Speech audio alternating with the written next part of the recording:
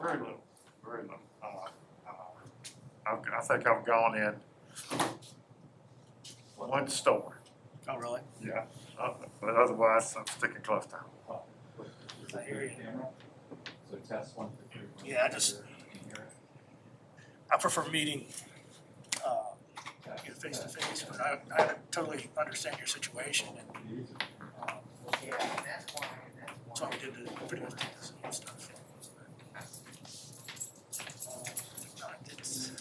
Test 1 2 3. It's a nice fallback, but it's just, well, you saw people stepping on each other, lays, flags, and all that stuff. Okay, well, we're still in close.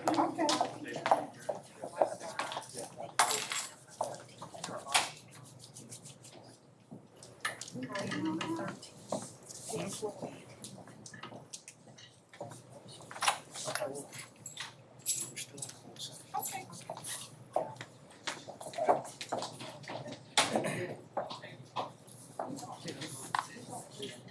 Because they were coming in. Well, Yeah. no. Hang on. Yeah, I thought it was too, because I didn't think there were any other questions. Oh, We're not they told us. Hold on. Yeah, we're not complete with closed session yet, you all, sorry. Oh, they told us, I'm sorry. I don't dance, so. You just did, the 2-step.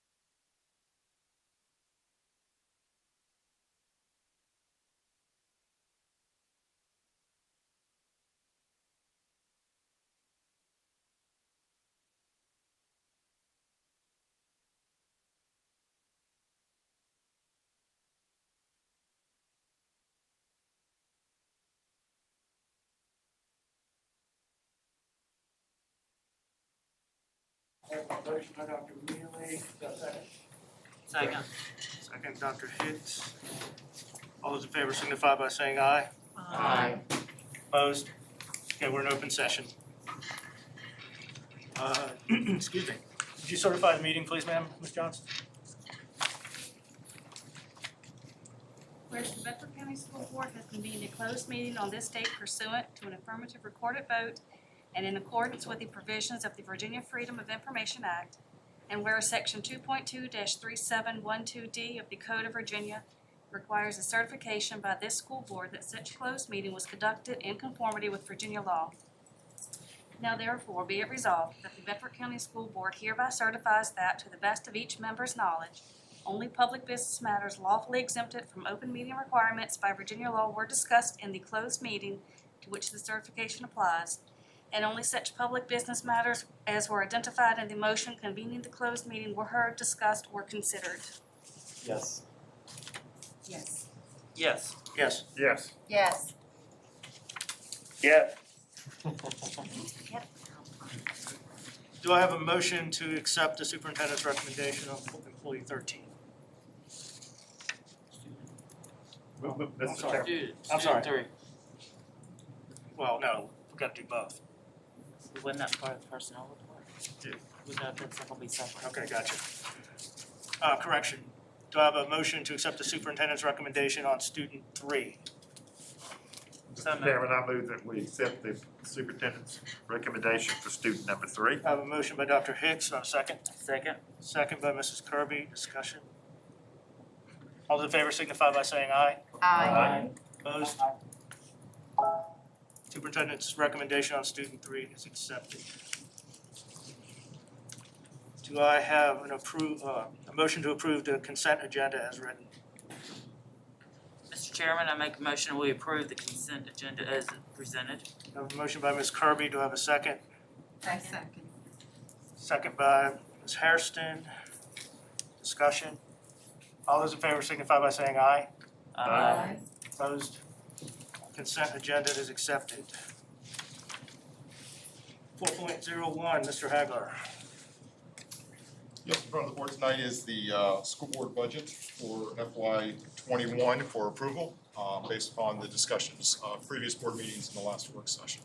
Now, I have a question. There was some discussion around revisiting in August. Is that still depending upon what the future holds for us? Yes, as revenues are clarified from the state in our ADM, sales tax, lottery funds, a lot of that will come forward to the board as additional revenue, which would be supplemental appropriations, but we do have unfunded, unallotted funds in there, specifically for the step for employees. So if the revenues are there, that would be the first thing that would take place.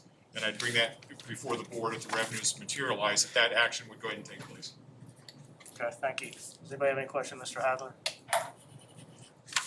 Could we make another statement related to the budget? Yes, please. And I'll let Mr. Hagler do, it has to do with contracts, which we'd like to get out tomorrow, but we want Yes. to talk to you about something specific with that. Tied with the circumstances we find ourselves in now, and discussions that Dr. Shook will speak to later about task force, looking at what next year is gonna look like. It's my recommendation, and the way we're building the file to be uploaded to Talent Ed to distribute the contracts, that every contract have as a location to be determined. We don't know where the kids are gonna show up, how many kids are gonna show up, what staff is gonna show up, so we need to be very flexible. I think our employees will be,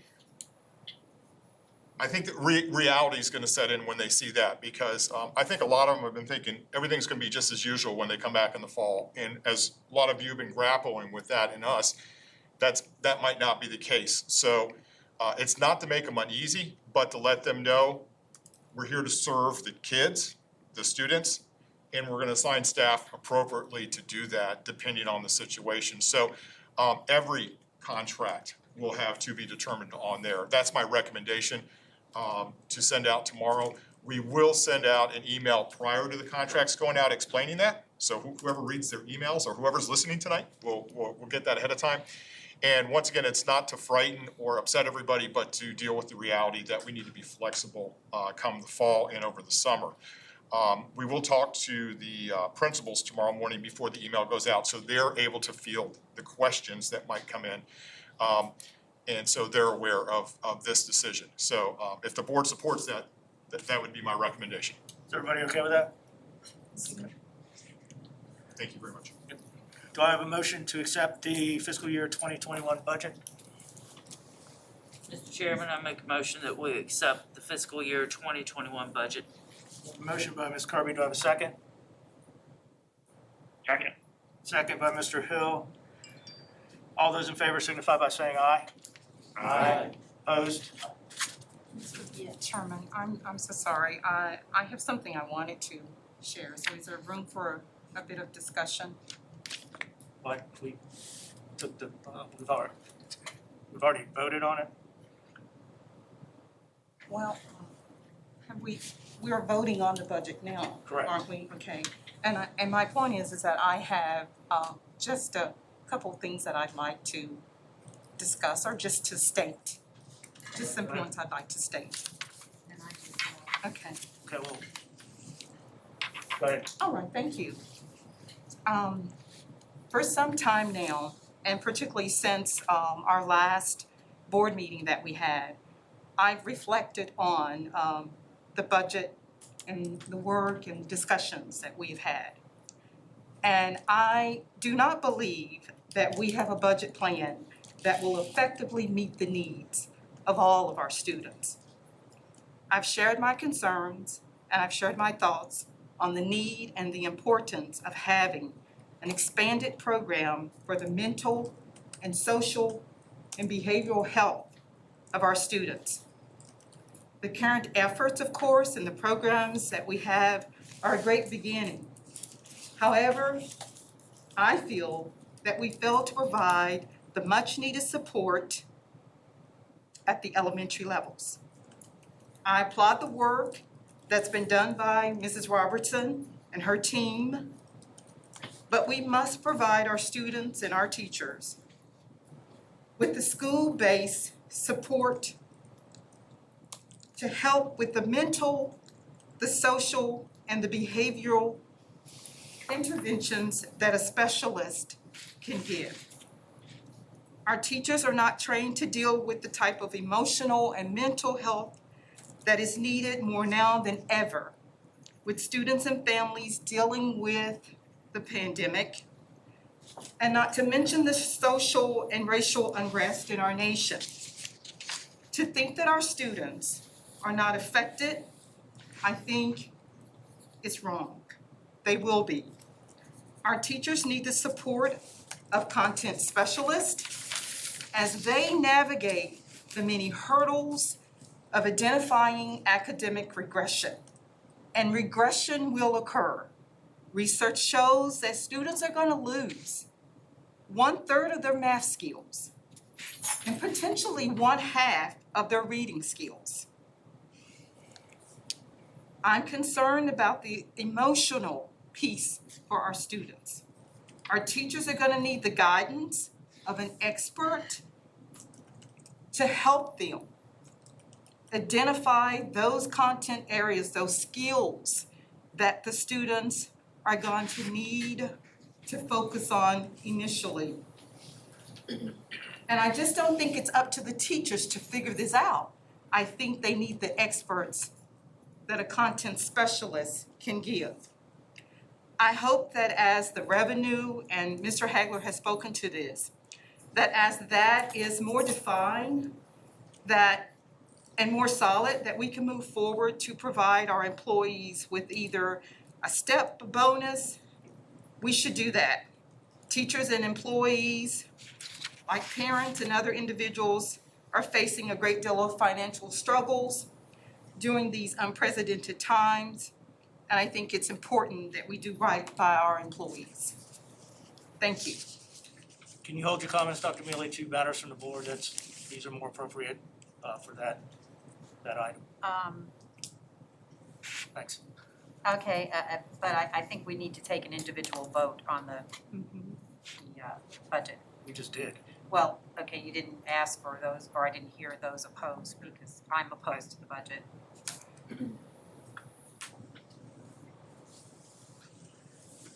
Ms. Johnson, poll board, please.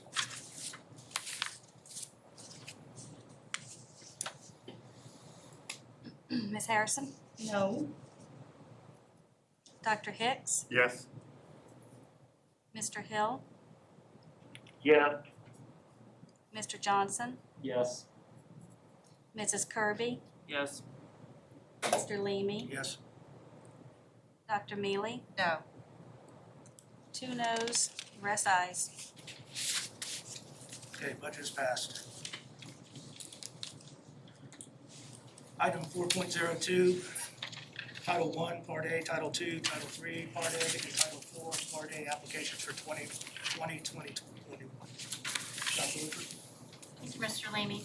The Title I Part A, Title II Part A, Title III Part A, and Title IV Part A applications for 2020-21 were presented for information at the May board meeting and are coming before you tonight for approval. These applications must be approved by the school board, signed by the superintendent and board chair, and submitted prior to June 30th each year to ensure this money is available beginning July the 1st. So I'm asking for approval of the title budgets. Do I have a motion to approve the title budgets as presented? So moved, Mr. Chair. Motion by Mr. Johnson, do I have a second?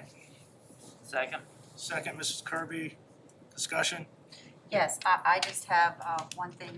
Mr. Hagler, in looking over I talked to Dr. Woodford extensively, but I just need you to help me understand that in the budget, the Title I budget, there's an allocation page for each school to be allocated a certain amount of money. Yes. And we do have this title grant balance to $1,519,458. But the budgets are projected allocations that don't match the allocations that are in the grants. So help me understand why the projected allocations, Is that, are you talking about the Title I. the allotment Yes. money to the schools? yes. That separate page at the back of the expenditure, or individual line items? No, I'm talking about like for instance, Bedford Primary, according to the grant, as I understand it, that's why maybe you need to help me understand, is allotted $261,475, but the projected is $193. So help me understand that.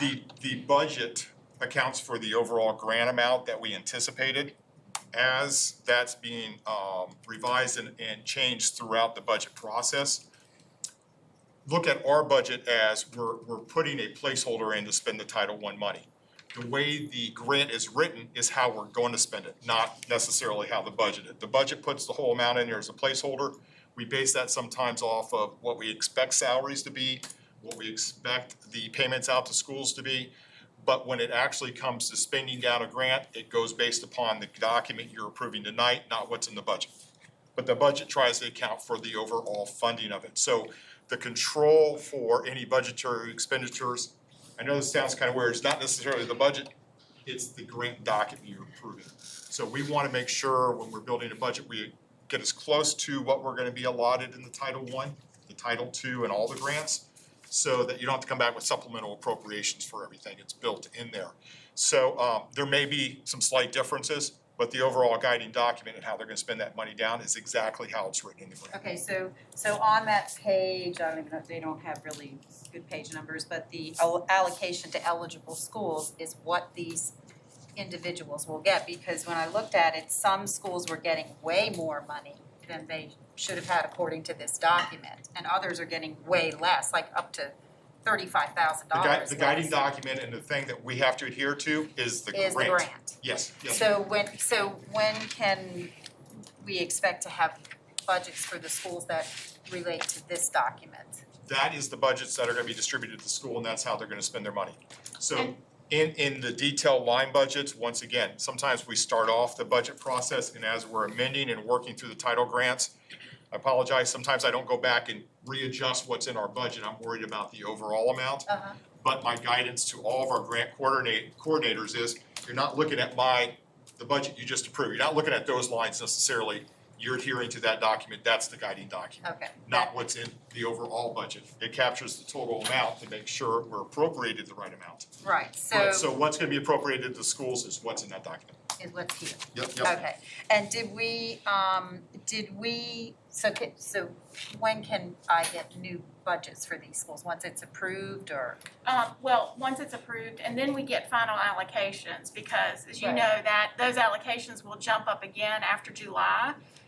And so that budget worksheet, what you're looking at, that we provided, Uh-huh. that was what we were estimating in January, because we were asking principals to build staffing plans in January. We didn't even have allocations in the budget at that point. So what we were doing was taking average salaries. So now that we have, once we get our staff in place and we have actual salaries and we can put all that together, so it should be sometime after school starts that we'll have those final budgets, because we're still working on last year's budget, so it'll, I don't know exactly when it'll be, but it'll definitely be probably after school starts, we know exactly what That's staff are in place. That's fine. And I we have, can bring that back where we're gonna say, here are the actual salaries and fringes, and here's the amount for what they're gonna do with remediation and materials and whatever they're gonna do, cause then we'll have actuals built in there. But all that has to tie to their allotted amount, so they have to come in on that, so they're not spending other schools' money. okay, and tell me in Title II and in Title I, did we address the FTE issue that you and I spoke about, or, because the salaries and fringe benefits were not the percentage of the FTE Yes, that ma'am, that's in the- gonna be in- corrected. One of the FTEs in the Title II is actually gonna be reduced from what it is currently to come down to what it's written in the grant. Okay, So, and just one last question, it, on page 18, it has success for all reading materials at $24,102.70. What, if are they consumable reading materials, what are they? Because my concern is if they're reading materials, why isn't this paid for out of the textbook fund? I think it was not this year, but last year, we decided, since schools were choosing to use SFA rather than the reading program that was provided to the schools, that they would use their own allocations to pay for that, because that was over and above what other schools might have access to. So rather, so we talked to the principals about that, and we told them what it would cost each year to get their consumables, their professional development for SFA. And so they made that choice that they wanted to continue with that, and they took it out of their allotments for materials. Okay. So that's where it's at. Okay, what reading program was provided to other schools? The Harcourt Brace Brace. textbooks that we've had, that the schools have, Okay, and you're providing the consumables for that? if they need them. So, you know, some of them don't need the consumables or aren't using the consumables in that. Yeah, so you don't think it's odd that we're paying for some schools to do that, but we wouldn't pay for other schools' consumables? I mean, it just seems like, it seems like the S word, because they wouldn't otherwise have it if they didn't use Title I money, but they should have it because it's consumables. But it's over and above. So for Title I, it would be, everyone has the same reading program and access to that reading program. So Title I is for schools to have over and above what other schools have. So they've made a choice to move to SFA, and they're willing to use their materials money to support that reading program. Well, I understand they're willing, but if they were using Harcourt Brace and they had consumables, then we would pay for the consumables. So just by the fact that they've chosen another reading program, why are we not paying for those consumables? I just find that, I just think we should pay for those, because that's not above and beyond. They have their, if you're using SFA, that's not above and beyond, that is your reading program. But again, so for instance, a school that's not Title I, they don't have the funding to make that choice. They have to use what's provided. So I guess that's the way we look at that, you know. I guess we'll agree to disagree on that. That's fine. That's all the questions I have. Any other questions? Okay, we've got a motion, we got a second. All those in favor? of accepting Title I, Part A, Title II, Title III, Part A, and Title IV, Part A applications for 2021, please signify by saying aye. Aye. Opposed? Aye. Applications are accepted. 4.03, Dr. Dewis. And Mr. Leamy, you may wanna all hit refresh on your board docs. Clerk made an adjustment to one of the titles that just said new agenda item, and so we wanna make sure you're all at the same place. The item itself was correct, but just wanted to make sure you all saw what was in the title. Yeah, I'm not sure why it was like that, because I had made the adjustment this afternoon. So, Yeah, she'd actually made it, but it didn't update, so we apologize. So do you all see a 4.03 and a 4.04 that have names of the, okay, Yes. thank you. I don't have a 4.04.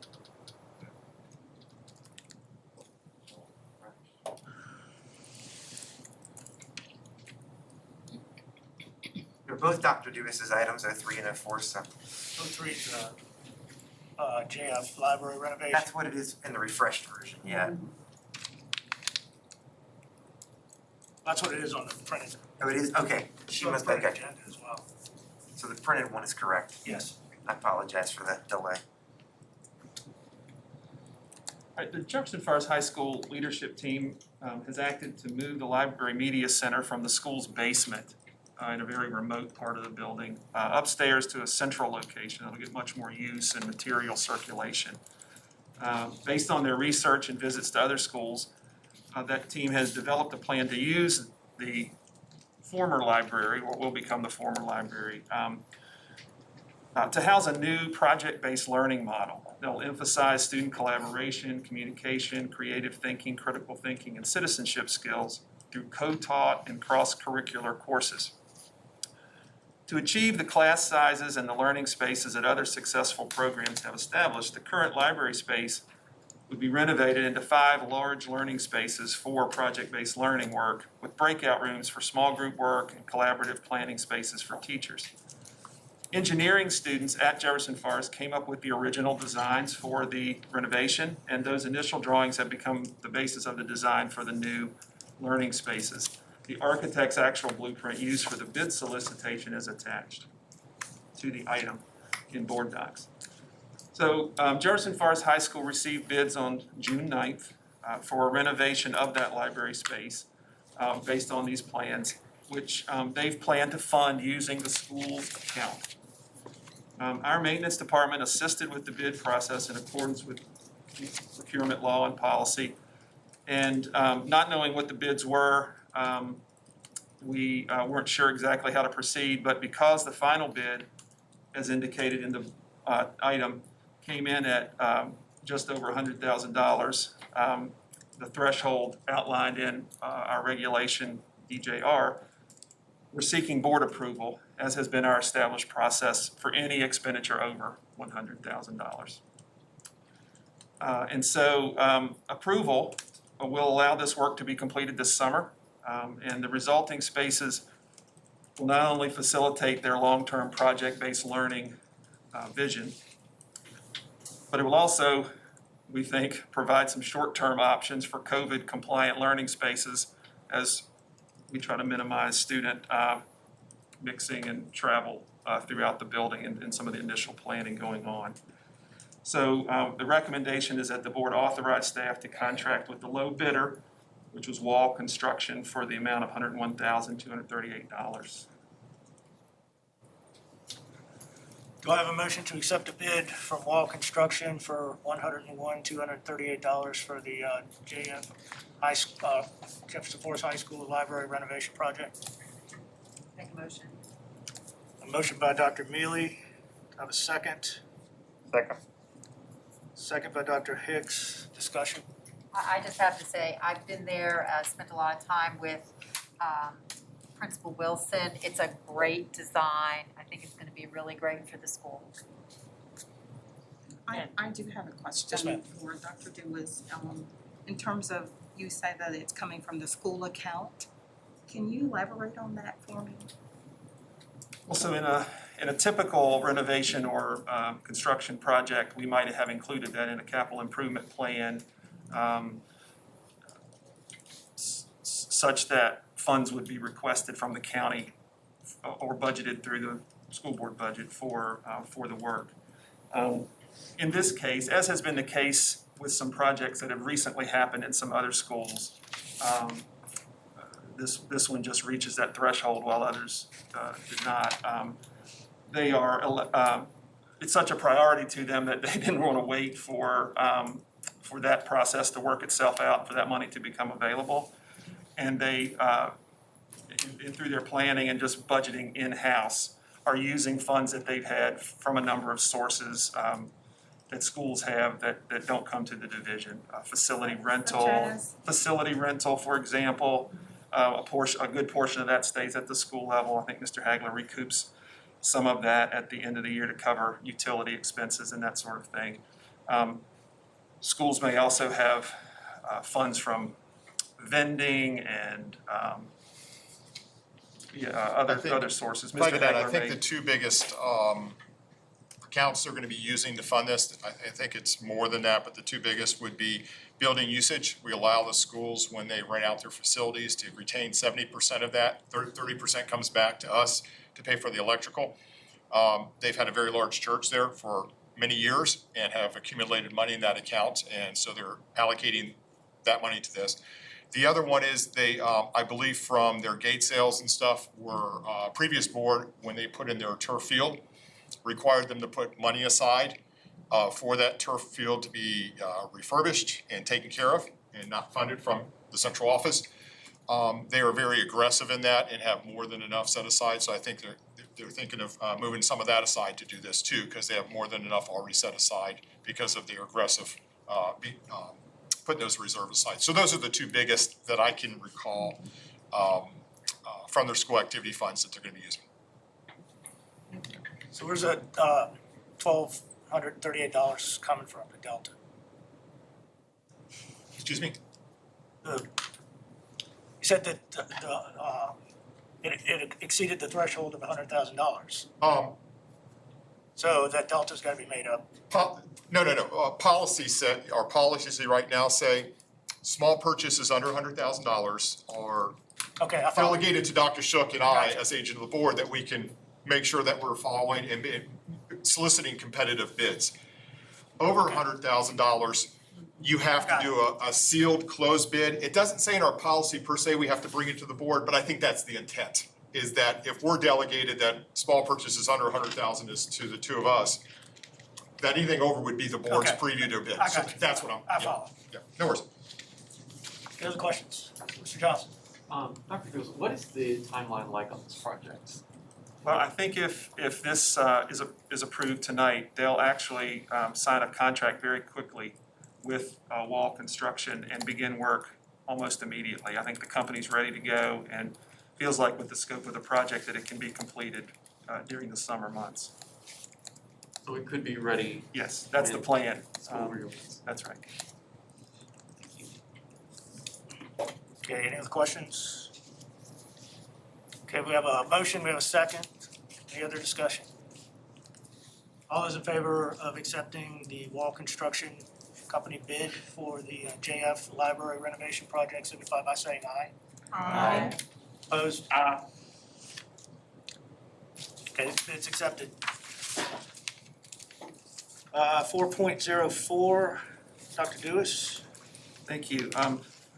The resolution that's included in board docs with this item asks Bedford County, the administration and supervisor side, to apply on the school board's behalf for a state survey and planning cost share funds grant. These funds, if we're awarded the grant, or if the county is awarded the grant, they do require a locality to apply. So a school board is not eligible under their rules.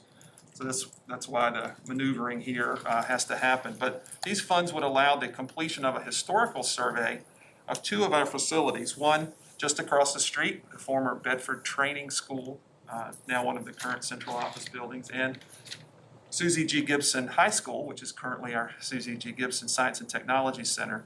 And so once the survey is complete, these sites may become eligible then for the Virginia Landmarks Register and the National Register of Historic Places.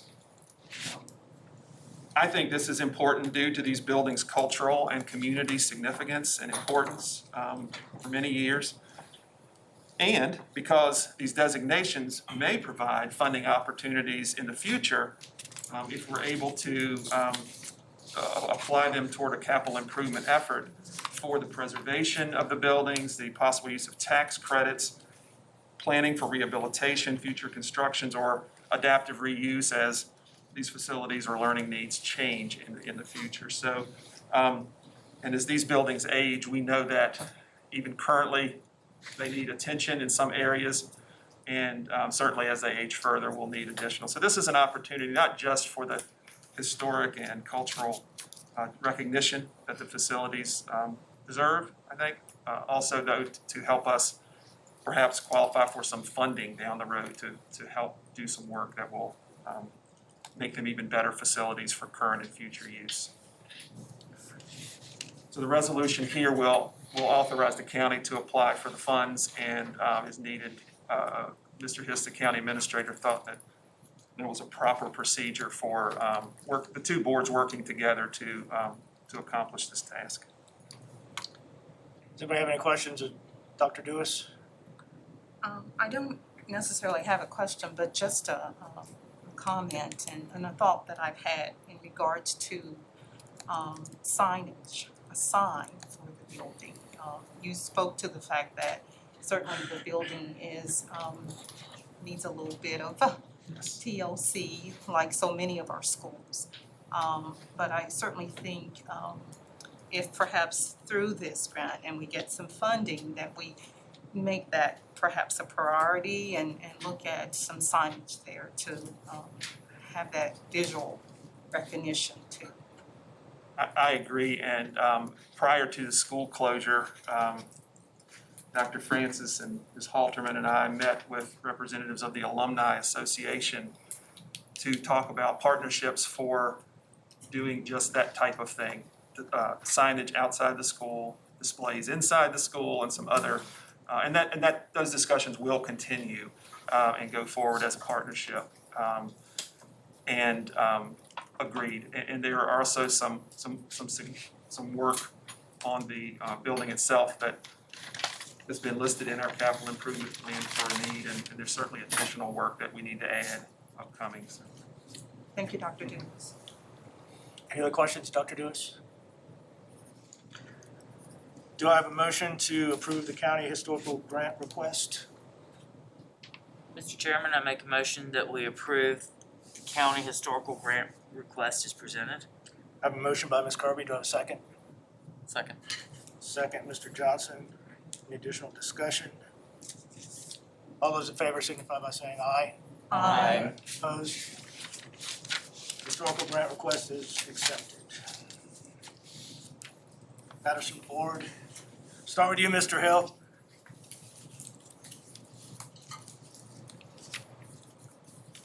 The only thing that I wanted to recognize is just to say congratulations to Will Satterwhite, who represented us well. Will's our Liberty High School band and choir director. He was on Jeopardy and did an awesome job, so just wanted to give him a shout out. Mr. Johnson.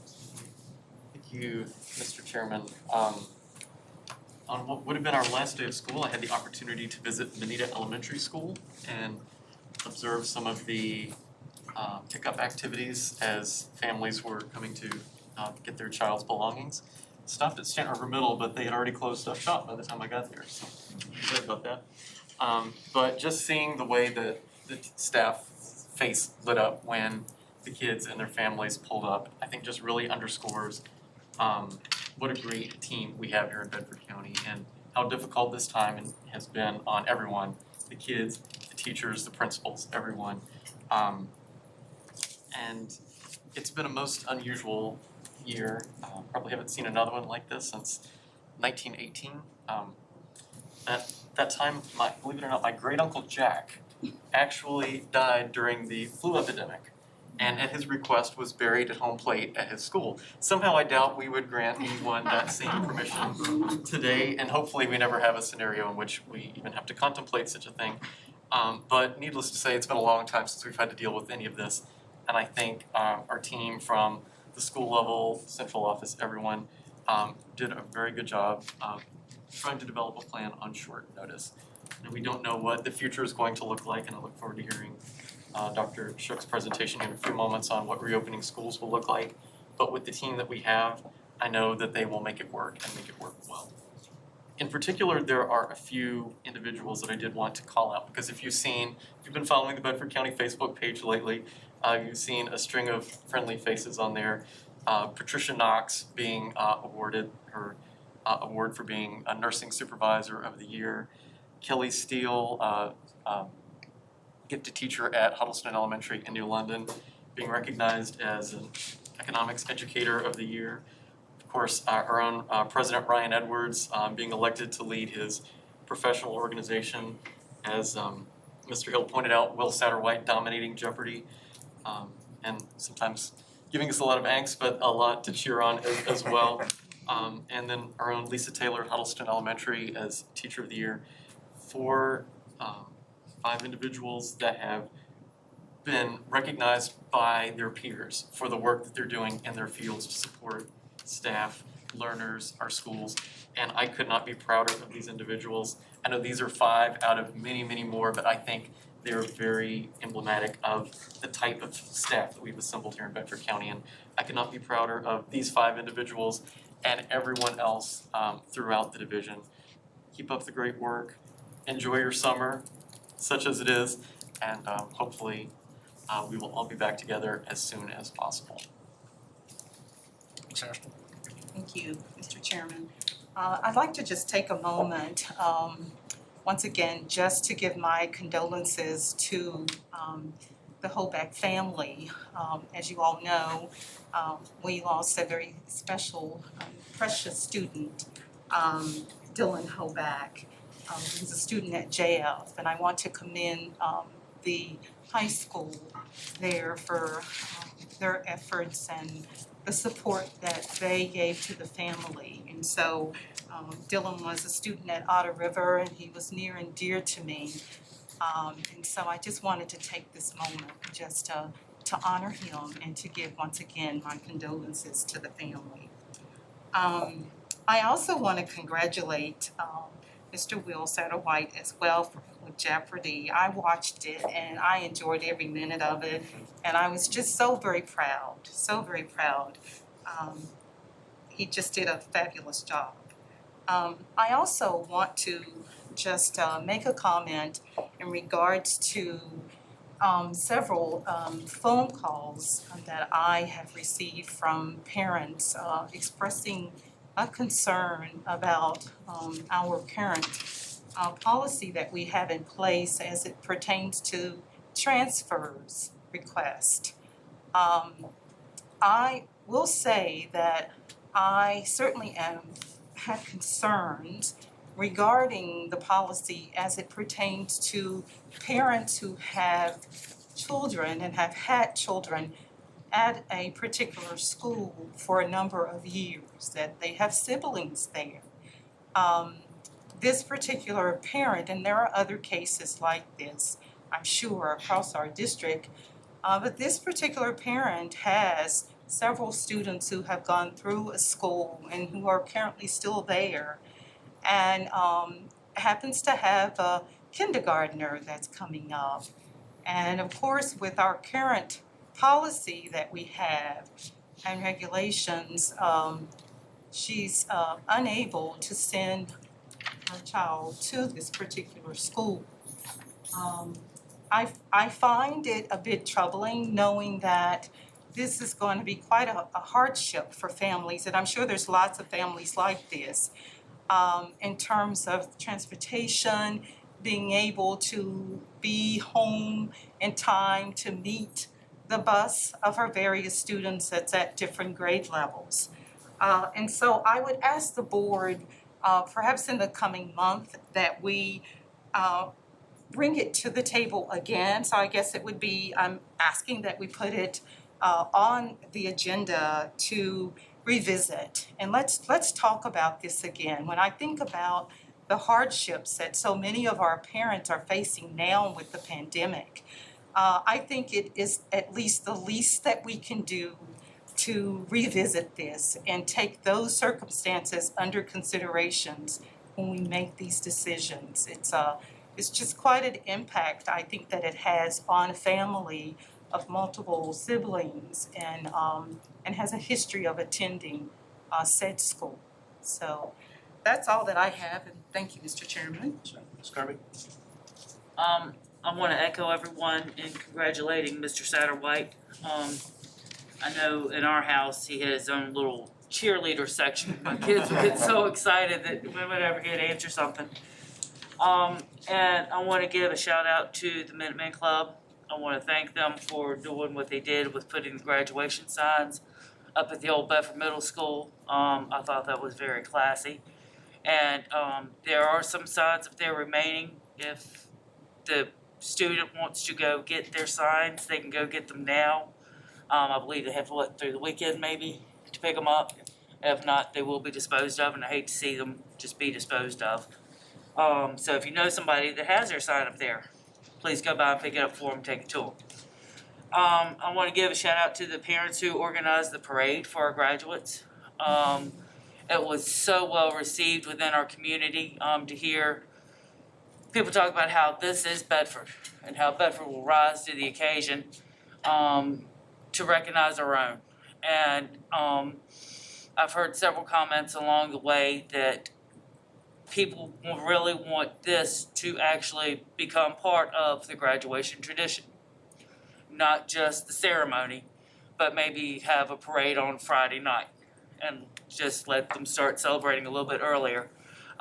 Especially this year, these guys deserve all the recognition we can give them. And final thing I saw, and I just saw this scrolling through social media, that our Odyssey of the Mind at Liberty High School and Liberty Middle School for 2 years in a row made it to the world competition. They figured out how to go about the ways about it, and they did everything virtually, and I have not heard the results of how they've done, but I just thought it was something for 2 years in a row to make it to a world competition. That deserves some recognition. And thank you again to everyone, teachers, staff, administrators, everyone who has stepped up. I know this is a difficult time. It's difficult on everyone, and I just want everyone to know how much I appreciate what they're doing. Thank you. Dr. Hicks? I'd just like to echo my appreciation to all of the teachers and staff who did finish up a very difficult school year admirably. They did a wonderful job. Attended the parade of graduates through the town of Bedford, and it was a beautiful day and a beautiful event. I enjoyed it.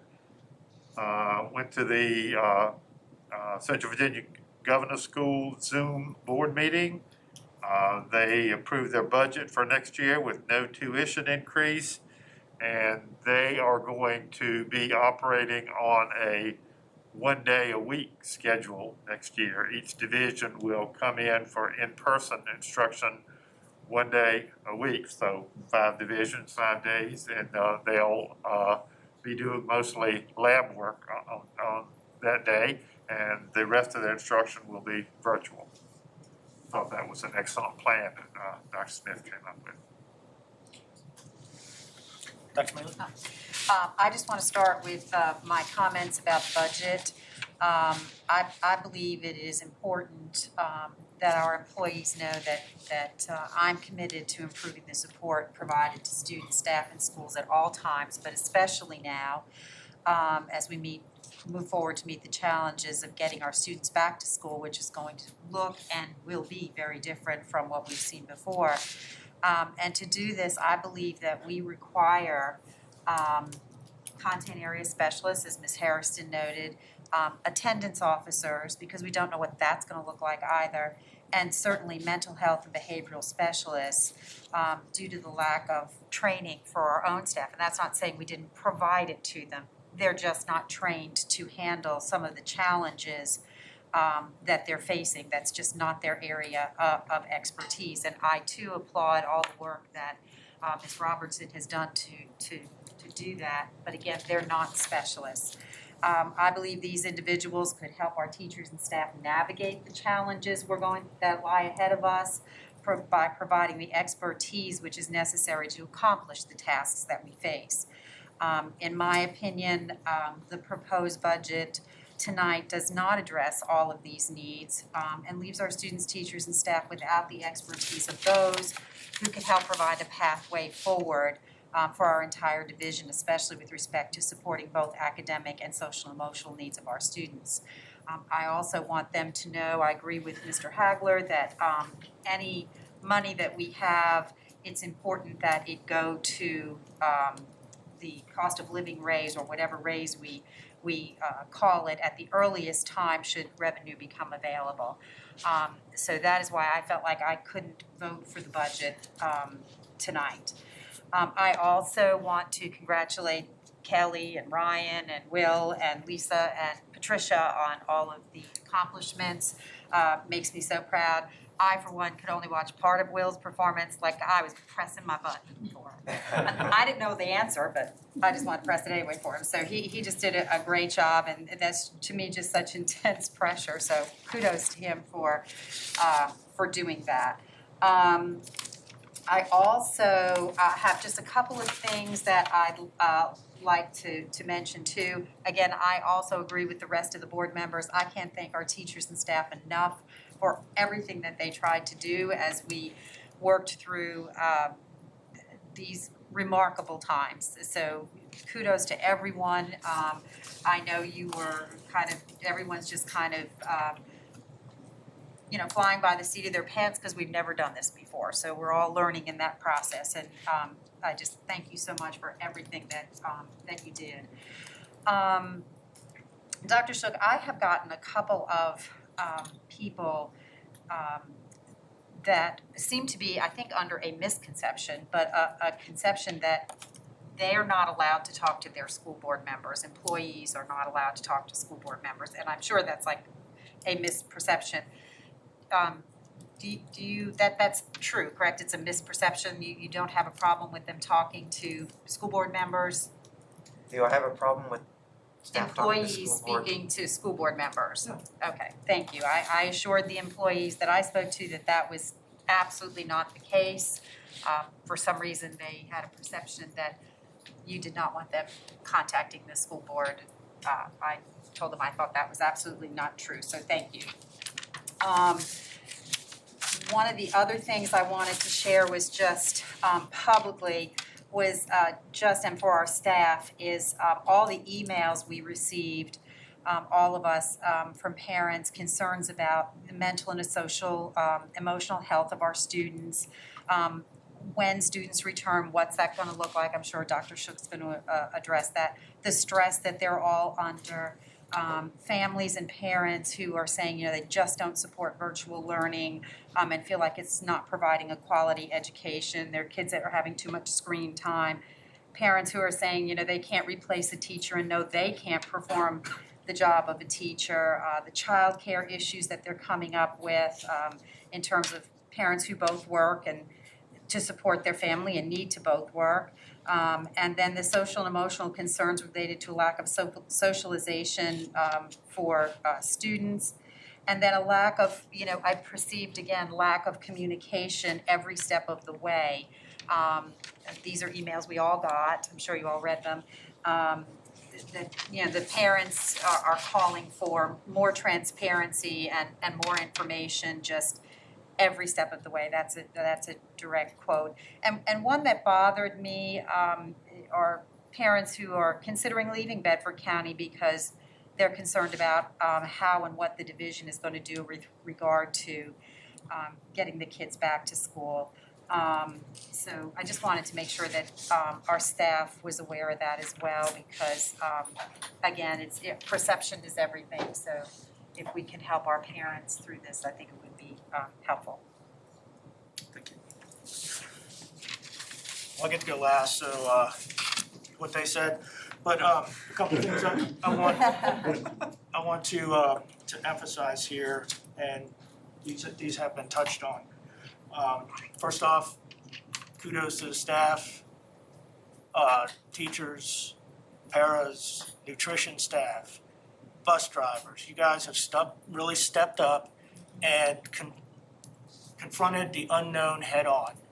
You've written the book on how to deal with something that has never been dealt with or hasn't been dealt with in our lifetime.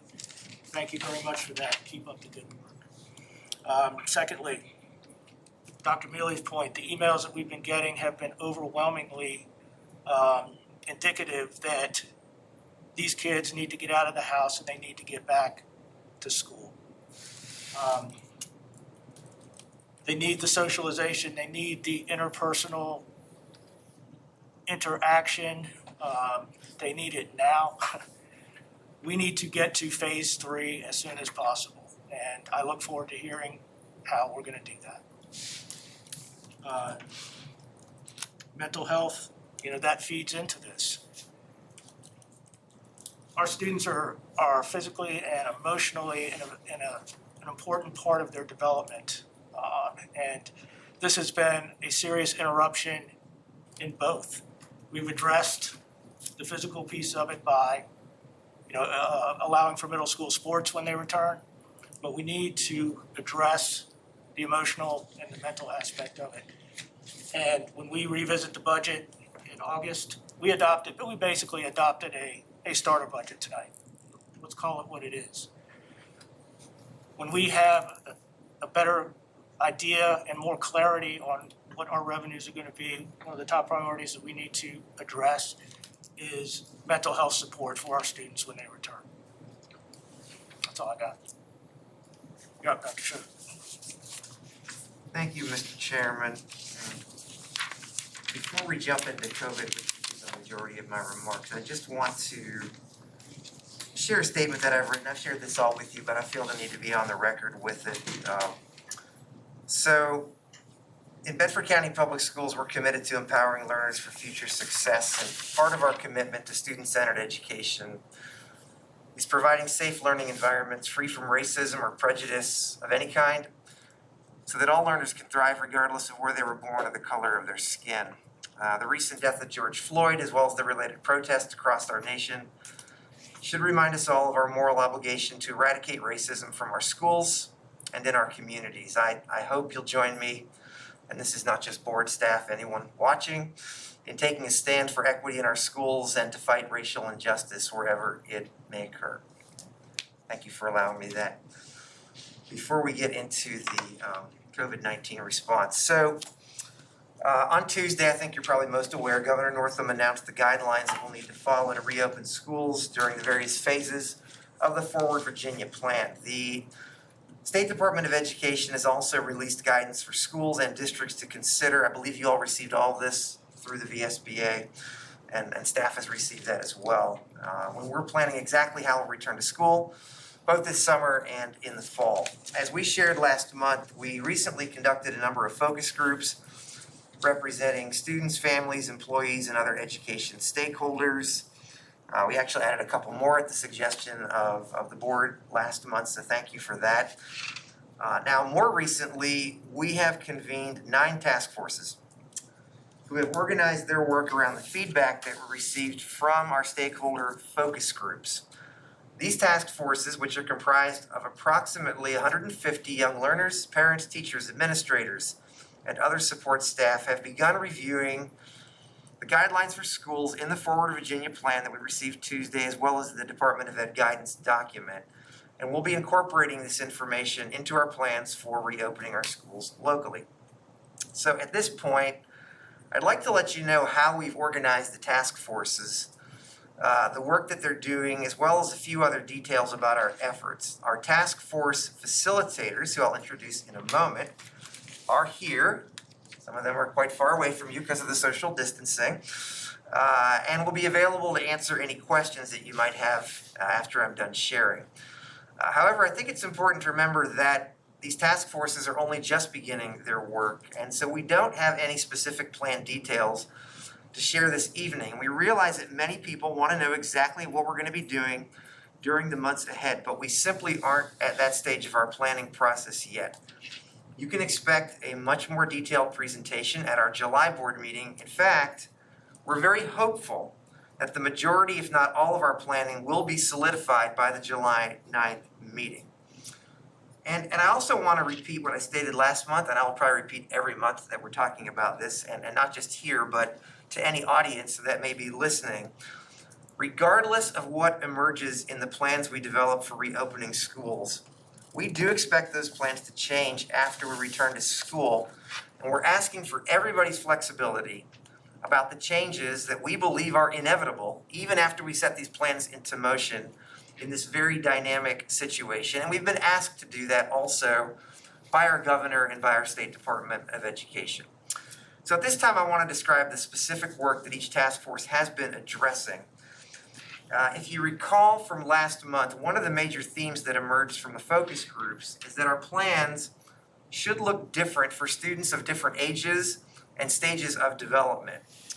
So 3 of our task forces are working to address planning for 3 different groups of learners, and you may be surprised to learn that they don't line up perfectly with our traditional elementary, middle school, and high school structures. So the task force addressing the needs of learners from birth through about age 9, or what we would consider 3rd grade, and this group is referring to themselves as the young group, has 22 members and is being facilitated by Lisa Dellis and Kelly Jennings. The task force addressing the needs of students in grades 4 through 7, which at this point are calling themselves the intermediate group, these names are in quotes, they may get massaged, also has 22 members and is being facilitated by Jennifer Miller and Justin Tucker. The task force addressing the needs of learners in grades 8 through 12 that we are calling adolescent has 25 members. It's our largest task force and is being facilitated by Tony Francis and Karen Woodford. Now, each of these 3 task forces have divided themselves into sub-task forces that are focusing on specific issues, including the safe and healthy operations of schools and school-related operations such as transportation and nutrition, considerations for any in-person summer learning opportunities, as well as learning plans for the fall, including calendars, schedules, curriculum, and options for delivering in-person, remote, blended learning, as well as career and technical education, co-curricular, and extracurricular programming.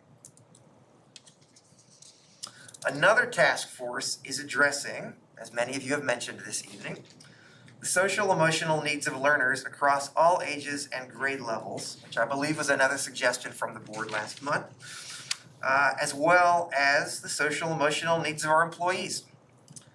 This task force has 21 members and is being facilitated by Beth Robertson. One specific area of focus within this task force is assigning our learners a dedicated coach or advisor who would be able to guide and assist both students and parents or other family members, guardians, throughout a school year and potentially for multiple years. We believe that this advisor or coach, and again, names are still being kind of worked on, is mostly necessary for older students who have multiple teachers in a given school year, as well as those who may be learning remotely for a significant amount of time. Now, although we believe the best educational plan includes some amount of in-person learning experiences, which again, I've heard many of you say this evening, so we're glad to hear that, as we agree, we do recognize that some families may prefer a 100% remote learning option.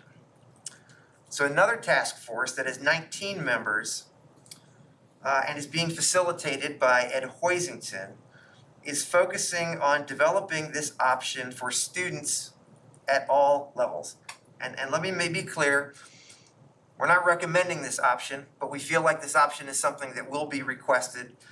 And if you listen to the governor, he also said that was an expectation for all of us. So we do agree that we should provide that. We have a task force working towards that. We also recognize that one of the largest challenges to much of the work ahead of us is the availability and affordability of high-speed internet in homes.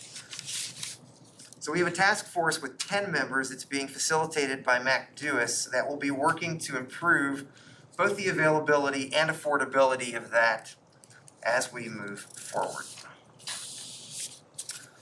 As I talk about the work of these 6 task forces, the ones that I just mentioned, we clearly see a need to ask teachers and other employees to approach learning and related functions in some new and very different ways. And although we feel like many of our teachers and other employees are ready to pivot in fundamentally new directions right now, we also believe that many others will need significant training and support. And as a result, we have a task force with 15 members led by Leanne Calvert that is focused on specific training needs related to the work of the other task forces.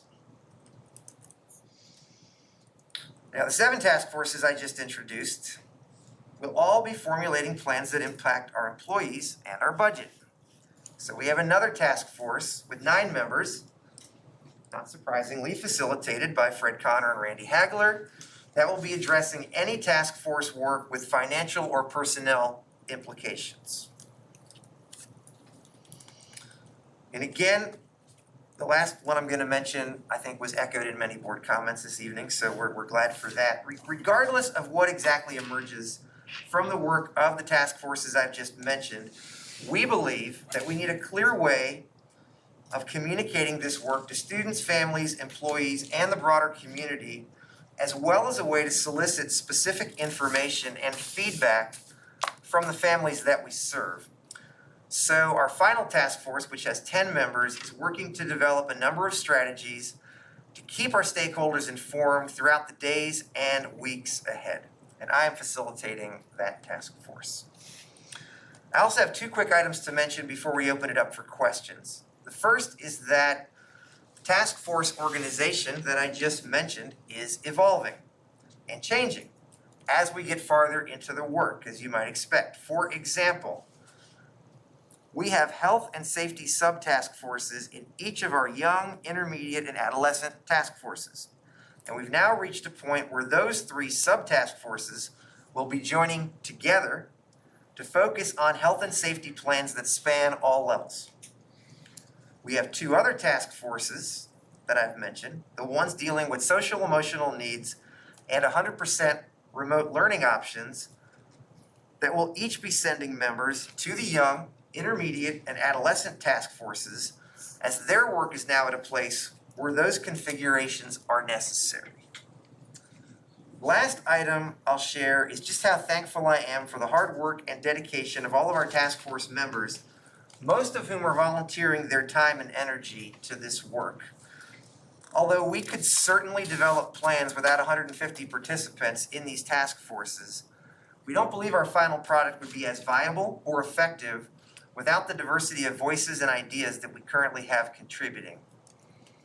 I would also add that each task force has at least 1 student and 1 parent among its members, as we believe these perspectives are critical to this work. So at this time, the other task force facilitators that I've named and I would be happy to answer any questions that you might have. Dr. Shook, I do have a couple questions. One of the things that we keep reading in the emails that we get is the lack of transparency, the perceived lack of transparency in communication. So when we get this information in July, and I do understand it is going to be an evolving thing, is this going to be a written plan that any member of the community can pick up and read? Yes, in fact, that is required. When it is presented, it is not required for the state to approve the plan, but it is required for us to provide them a copy of the plan at the same time we provide it to the community. And I should also say, it's not like you're going to hear nothing or the community is going to hear nothing between now and then. We are going to give interim updates because we know that people are wanting those. The other thing that's happening is we've not invoked any type of code of silence on our task force members, although I do think they're trying to keep that work in-house to some extent. But it's 150 people, and many of them talk, and some of them post on social media and share. And we need to have our team, the one that I'm working with, control the message so that people know what is actually happening from all the task forces and what may be an individual opinion of what they think may be happening because they happen to serve on one or more of the task forces. And you spoke about the diversity of voices and ideas. Is there any plan in any of these task forces to develop a means for any community member, parent, family to provide input, such as a survey of some sort? Yes, actually, the task force that I am working on is developing plans to do that very thing, primarily at this point focused on families of our kids. We have talked about other mechanisms to go out to the broader community, and we've also talked about ways to engage employees. But our main focus right now is on connecting with families and trying to understand their individual situations. I don't have the specifics of how we're going to do that, but I wanted to state that it was not just the consensus of that task force, but when all of the task force facilitators got together, they applauded that idea because they were coming up with the same in their task forces. So yes. So are we going to contact all of our families to try to determine like their preference with transportation or learning? Those are All the of types our of things that our families. task forces are discussing, exactly what we would ask. Again, I can't tell you this evening exactly what that would be, I understand. but I can tell you this work is happening, like, I wouldn't say it's happening 24/7, but if these guys look a little tired, it's because we're kind of doing that, and we feel like that's all we should be really focusing on now. And so I am hopeful to go out with an announcement about what that looks like maybe as early as the end of next week. I don't want to promise that, but that's kind of the trajectory that we are on, and then immediately start doing that, reaching out. I just can't tell you exactly what that will look like. But your intent is to reach out to each family? It is. Okay. And I would just say too, I think it would be very good, again, going back to your diversity of voices and ideas, to have some sort of something on our webpage perhaps where somebody can provide input. This is what I think, even if they're not a family. I mean, again, anybody's idea might have merit that we could use. Well, I think that's a great suggestion, and the other thing I would say is, and not that this group might have missed something, but I think the 126-page rough document from the state, and Dr. Miller was part of that effort. If you don't like any part of it, have a conversation with her later. But I think what we're trying to do locally, the state did on a statewide basis in terms of that diversity of voice. And I don't think that document, if you've opened it, tells us exactly how to do anything. It recognizes the unique circumstances of each division and each community, but it certainly provides way more examples and suggestions than we would come up with on our own. So in addition to what you are suggesting, which I will take back to our task force, I'm very thankful that we have that resource available to us. And I think it's, when you talk about communication, I think it's absolutely vital that we are communicating regularly. And I think every time we communicate, I think we also need to remind our families and parents and community that, you know, this is an educated guess at this point, and it may look differently on day one, and I don't think we can say that enough, because we are in uncharted territory, and even the best laid plans, you know, we get to day one and we might scrap half of it and say that didn't work as well as we thought. So I think constantly reminding parents, because the emails I'm reading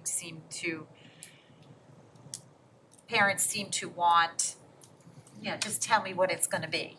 And I don't think you could do that.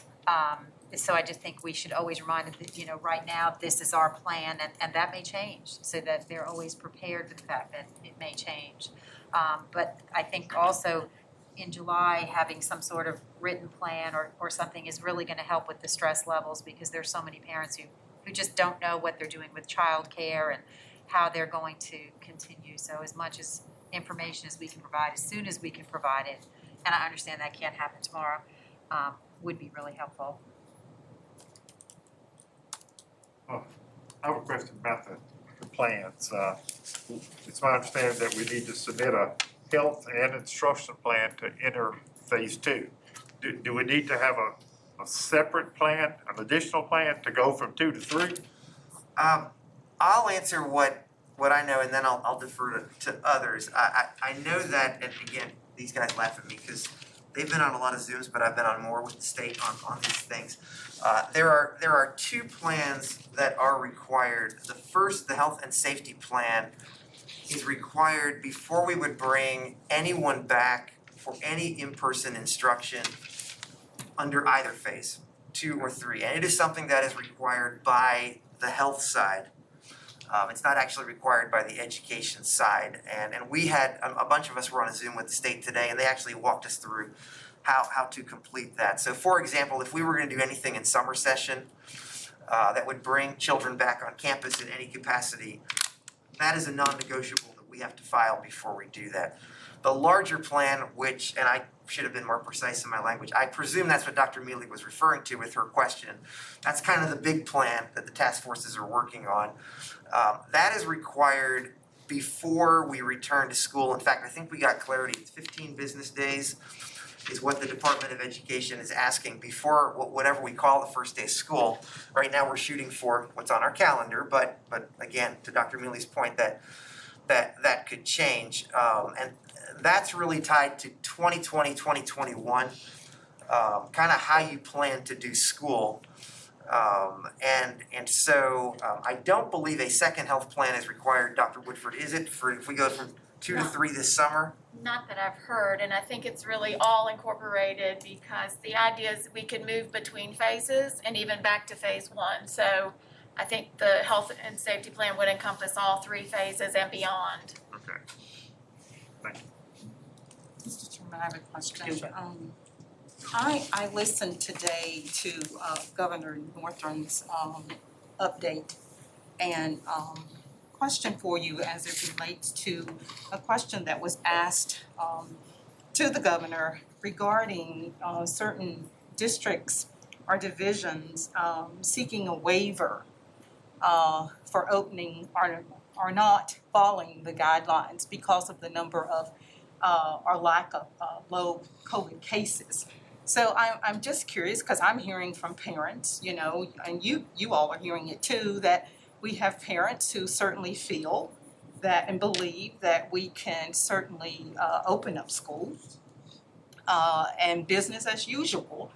And I don't know the numbers in terms of cases here in our division, but I'm just curious if the task force have talked about that at all. Well, what I can say is, again, we just got the governor's input 2 days ago, and a number were able to join with the state superintendent this morning, and he was very clear about, I think his term is variance. Is that the term he was using? It's a waiver. Exactly what you're saying, and basically, actually, his message was twofold, and so is the governor's. They have put out the guidelines, but they want to recognize people that might be on either extreme. Just because they say something can happen in phase 2 or phase 3, we don't have to push the envelope of those guidelines. Conversely, if we feel that it is safe and appropriate to push the boundaries of those guidelines, we can request a variance. Now, those are not automatically approved. So he gave some examples today, and he reminded us that that he has to approve those. And so I think we would want to be very thoughtful with those. And so to the emails we've all received that basically say, we don't think this pandemic is actually as dangerous as what others think. Our kids need to get back to school. It needs to be exactly the way it was last year. It's my understanding from being on those Zooms that if we were to propose that in a variance, it would be denied. That's just Doug Shook's opinion based on what I've heard from Dr. Lane. What I have heard approved is, for example, you may know that under phase 2, in-person instruction, in-person learning is, if we have our health and safety plan in, Dr. Hicks, would be limited to primarily students up through the 3rd grade and students with disability and English language learners at all levels. If we felt very strongly, if our teams did, and I've not heard this yet, so I don't want to speak for them, that we wanted to do some type of summer instruction under phase 2 for more grade levels.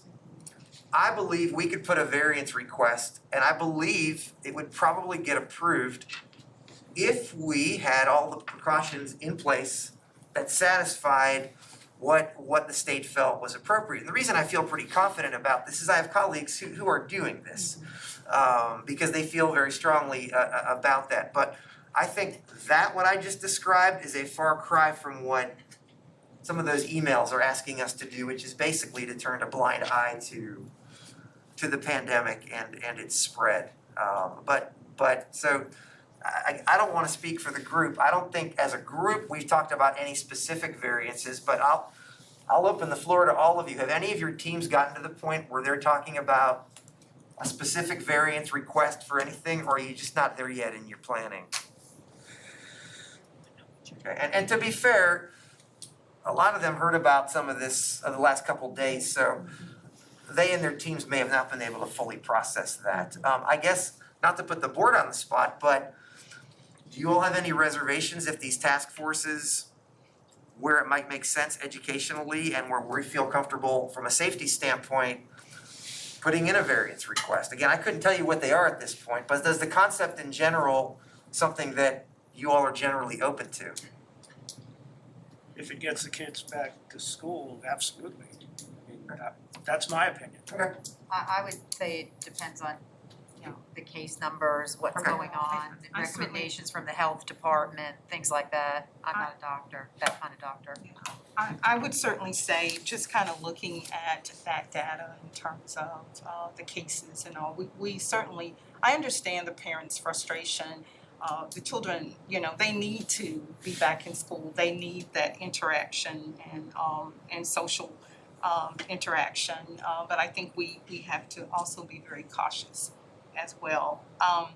Along those lines of health and safety, if I may ask another question, in terms of PPE, has there been any discussion from the task force in terms of what that's gonna look like?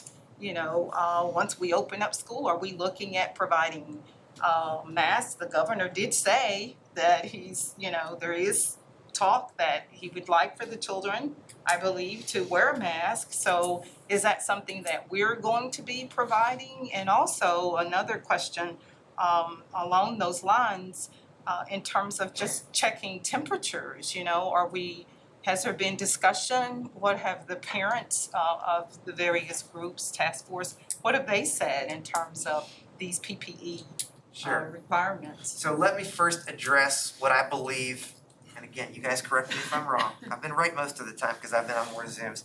What my understanding of those, what you just said are, I'll start with the, they're not using the word mask, they're using what, face coverings? That's the state's term. We're all wearing masks, I think, but basically what they are saying is under phase 2 and under phase 3, that any in-person instruction, employees would be required to wear face coverings when they are not able to socially distance 6 feet or more from anybody else. And the example Dr. Lane gave is if it's more of a traditional classroom setup and the teacher may be in front of the class doing a large group type instruction and are more than 6 feet, they would not need to wear their face covering while they're doing that. But if they go over and stand next to the student to help them with, say, a math problem or something like that, then the face covering, the expectation would be that the employee would do that. The student side of it is very different. There it is simply a recommendation. There is no requirement, and it actually changes based on the ages. There's actually a thought with our youngest that they could be a distraction or even counterproductive and they wouldn't be used correctly. I think 10 and under is the standard being used right now, like in the Krogers or wherever. But that is not going to be a requirement. Again, our task forces may want to speak to that more. And in terms of the daily temperature checks, what is now required, is my understanding, is what is called a daily health screening. But it does not require the school or the school system to perform a daily temperature check. I believe that is an ask to families. Is that correct, Dr. Woodford? But that being said, let me open it up to any that want to speak to what any of your task forces may have been discussing around PPEs or health screening, since that was Ms. Harrison. You want to go, Dr. Deers? I'm gonna be pulling together the groups who've been at all three levels, starting tomorrow, in fact, to pull together their recommendations. And I think it's safe to say the group dealing with the youngest kids has probably been the most extensive in thinking about the logistics of all of that. Just think we can understand why.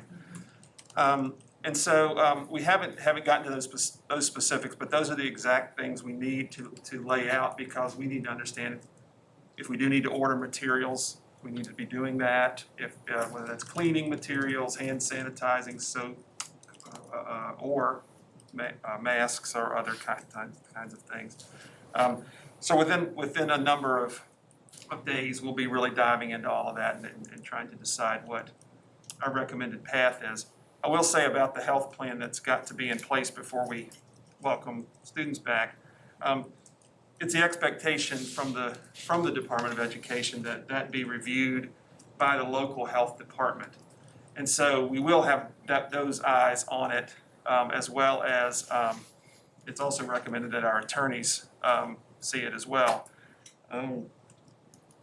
Those sets of eyes on it in addition to just the practitioner's eyes, so that we're seeing it from a variety of angles. So I think bases will be covered, and we do have lots of guidance from the state and from also examples from other states as well, for getting started with that. If I may suggest, as part of the health and safety and ensuring that when the students and teachers do return back to school, that we really take a close look at the ventilation and the air circulation in many of our buildings. I think it's very important, because they have laid dormant, and we want to ensure that there's good air quality there for them. I'm sure that's something that you all are considering, and the custodial staff certainly will be working hard, I know, in terms of opening up things and ensuring that everything is safe. This is my last, I promise, this is my last question here. I'm looking at other and have read other neighboring school divisions, and they have actually given a very, at least an ideal of what the school opening will look like. For example, I know in Roanoke, they're talking about a blend of in-class and distant learning. So, and I know our parents are so desperately in need of an ideal of what this is gonna look like. But I know that the task that you all have at hand is a very difficult one. But we have just a short window here. When I think about school's gonna open up in August, and that's not very far away. I think as soon as we can, and as quickly as possible, that we can at least give the parents some ideal of what it is that we are considering. I think it's crucial that we do that for them and kind of set their minds at ease here. That's all that I have. Mr. Chairman. So, most of the questions I had already were answered already, so thank you. A friend sent me a really great piece last night about different excuses that teachers may have to remind their kids to put their masks back on. So I'm glad that may not necessarily be an issue at the younger grades. But I did have some questions from the community based on daycare, especially as families, companies start going back to reopening, people start going back to work. Maybe this falls to, I don't know, the youth group down there. But has there been any conversations about daycare options for younger children whose families would not be home during the day but might be having a distance learning day or something like that? How we might be able to support those families? Does anybody wanna respond to that? I can say a little bit. The youngest learner group, we've been talking quite a bit about the fact that those kids aren't as well equipped from pre-K through 3 to do as much of the distance learning. So our focus, and I can't say we've come to any conclusions, but we've really been focused on trying to have them at school as much as we possibly can. So I will say that's a focus for us. I can't say that that's gonna be the end conclusion, because we still have to work through the requirements and guidance from the governor. But that has been our thought. We've also talked about the fact that we do need to talk to daycares once we have a plan, so that they'll know what they're facing.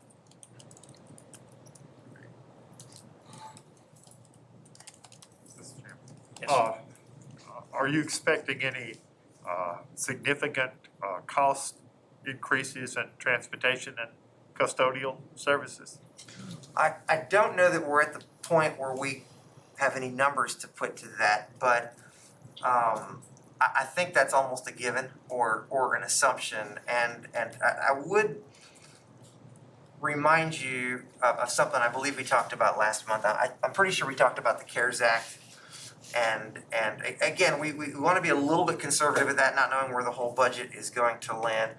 And again, whether I mentioned it last month or not, I think it bears repeating. Bedford County has also received how much?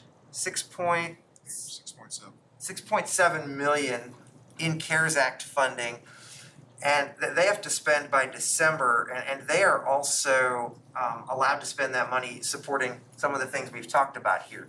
And I really want to applaud Mr. Hiss and his team, because they reached out to us and made us fully aware of that, and kind of welcomed us, and so not just Dr. Woodford, but others are making lists, and we're gonna meet with them next week. And I mean, ultimately, that all will go through the supervisors for approval. But again, I think that the difference there is their amount is much larger than the amount we have, and they have to spend theirs by December of this year, where we have through like 2022, September of 2022, thinking of ours as more of a long term. And so one of the things we're trying to do, and that's why we have this task force that Mr. Hagler and Dr. Connor are chairing, is to put cost estimates to whatever we think we may want to do,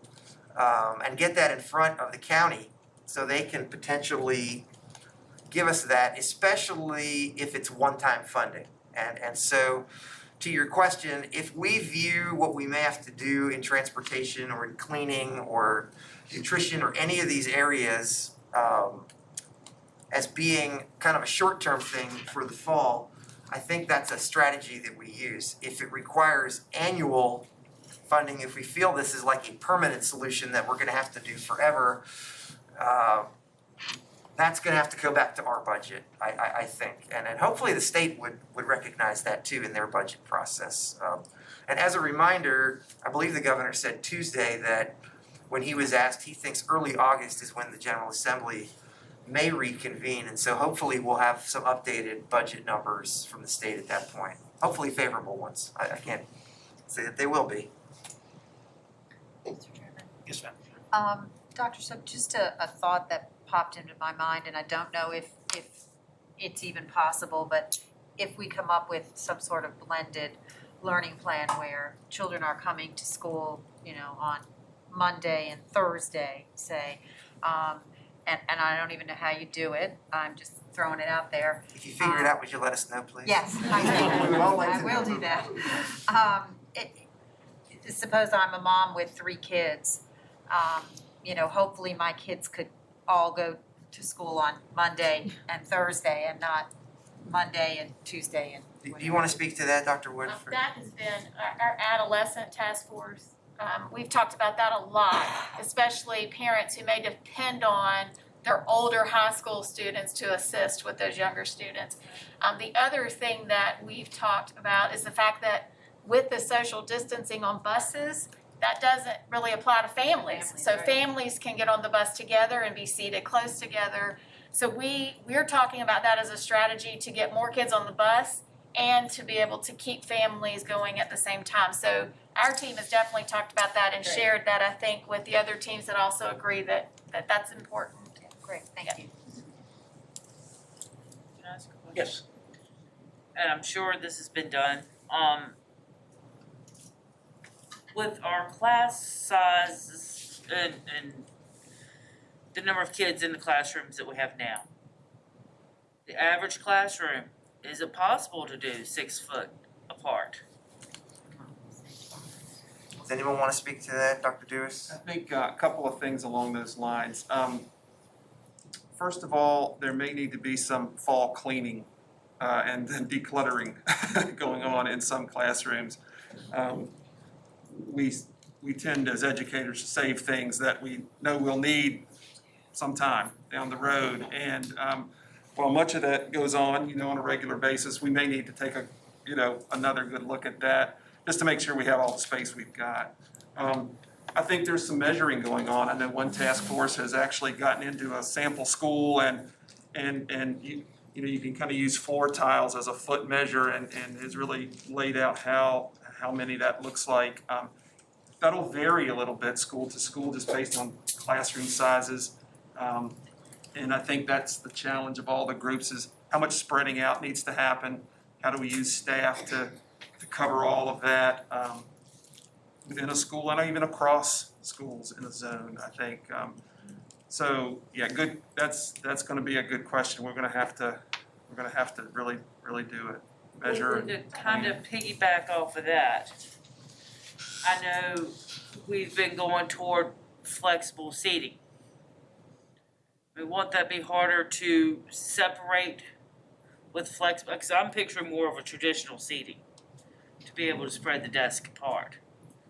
So do we still have any of the old desks that we can use to separate, keep them separate, or? And I think even most of the flexible seating or newer seating that's been purchased still can be individual. It certainly can promote collaboration, but it also can be separated and moved apart. I don't think we have anything that could not do that. So yes, good question. We've seen architectural firms have even come out with some sample drawings and teams are looking at that. So that's, for at least for the time being, paying attention to the phasing and all that, we're gonna have to have more individual things going on, I think, in spaces that can be cleaned and monitored and be safe. Dr. Schultz, may I speak to some things that have come up in the social emotional learning as it relates to social distancing? Please. Okay. I can't believe we got this far into the discussion without your voice. Yeah, come on up where they can hear you. Well, and I'm sorry, you're shifting because of microphones and things. Social distancing is absolutely important as a preventative or mitigating measure, but having lived through provision of childcare, we want to also maintain healthy emotional environments for children.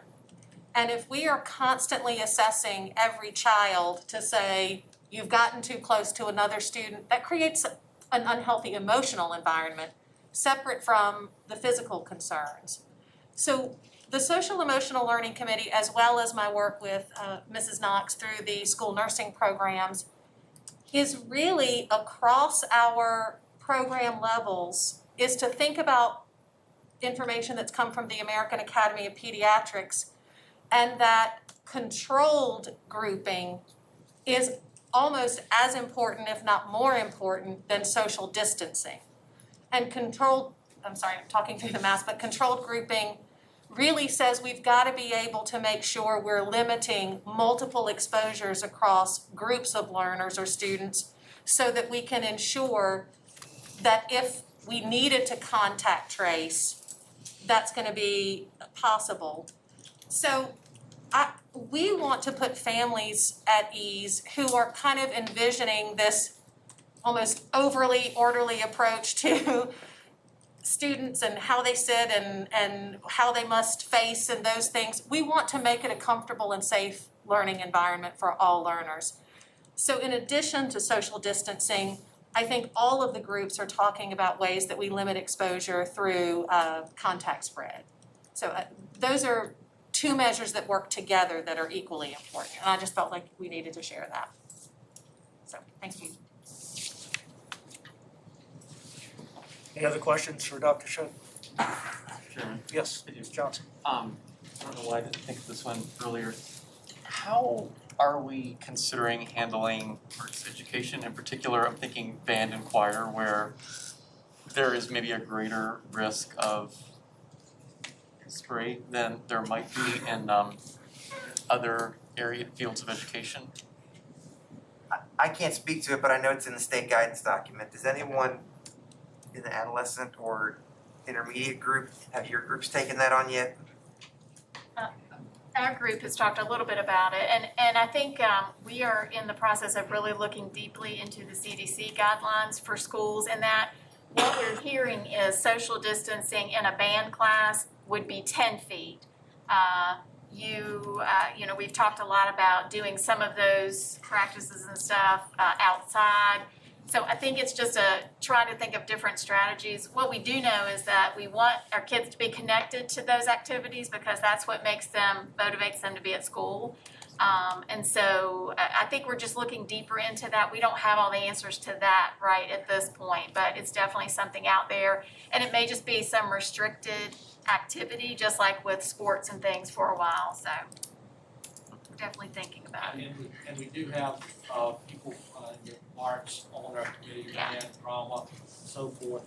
And one of the big things they've talked about is maybe doing things outdoors in courtyards and some of those when weather allows, and some of those larger venues. So that's something they're putting together right now. And so I would just like to add, we're fortunate to have a secondary band director on our task force who's done a really, really great job in not only tackling the logistics and the health and safety side, but also making sure we're balancing the what ifs. Earlier we spoke that we may have to go backwards in phases depending on things, and so recognizing that we don't ever want any of those things to fall by the wayside, not just planning for what we'll do logistically, but also if we have to, how could we maintain the value of those things through digital formats, through other options and things like that. So I've been pleased that no matter what phase or what status we're in, that we're really prioritizing that as a task force. I'm glad to hear that, because I know there was some concern in the arts community as to what might the future of band and choir and theater look like. So I'm glad to hear that's being well considered. I think it's fair to say the parent focus group that we did, that came out very strong. Because there were some parents that said, well, I guess we just won't do any of the arts. And then some other parents said something like you just said, it's really important, and like Dr. Woodford said, and so, and when it was done, they all agreed, okay, we have to keep doing those things. We may have to do them differently, it may not look the same, but they're really important to what we do. At all levels too, not just at the secondary level where they're out there maybe doing these big performances, but even at the youngest ages. Thank you. Can I add something real quick? Yes, Mr. Ackman. I'm usually the bearer of bad news, like don't spend, it's gonna be terrible. But two upbeat things just to give to the board and to everybody here. First of all, the governor announced that he had a pot of money set aside to spend in different areas outside within the CARES, and announcement and something that came across is that some of that money is going to be allocated for high-speed internet access to communities. I don't know exactly the details of that, but about 30 million or $27 million allocated to that. I don't know how that's going to be distributed, if it's going to come to us or other groups, but to help those communities that struggle in that area. So that's good news. The other good news is I told everybody, concerned about the lottery funds, the sales tax, ADM, all that stuff. The sales tax received the numbers today for the month of June. It's not the doom and gloom. It's a lot stronger than I anticipated. So hopefully that's a bearer of good news long-term for the whole country and the Commonwealth. That maybe it's not as bad financially. I think there's still lots ahead of us, but the bottom did not fall out on the sales tax, I'm happy to report, which will help us. It's still tight for this budget year, but that did not fall out and cause any other problems to bring the budget in for this current year. So happy to report that. Any other questions for Dr. Shook? Well, Chairman. I just want to, Marcus, go ahead. Yeah, so I have to ask this question. So Dr. Shook, in the 100 plus page document, Is there any guidelines if we are not to follow those mandates? What happens? I don't think the 125 pages really addresses that. My understanding is that the guidelines are from the governor and associated executive orders from the various departments are kind of the rules. And the 125-page document is more based on those rules. Here are lots of different ways you could think about doing school. Do you all agree with that? Kind of, again, some of you have read more. I haven't read the whole document, so. I think the enforcement side is more on the health side. Yes. I think the Department of Health has the authority based on the rules to make sure there's compliance with its orders. Yeah, and to that point, Mr. Hill, and this goes back to Mrs. Hairston's question earlier, State Superintendent today is aware that there are people in communities all across the Commonwealth that may not support the mitigation strategies in schools and even in the communities that the state has put forth and may be in a position where they're even advocating for us to not follow some of these. And his ask for us, it was an ask, was that before we would just go out and do that we would request one of these variances and at least try to give him an opportunity to navigate us through that under the authority he's been given, which is pretty broad in these circumstances. So that's the best answer I can give you.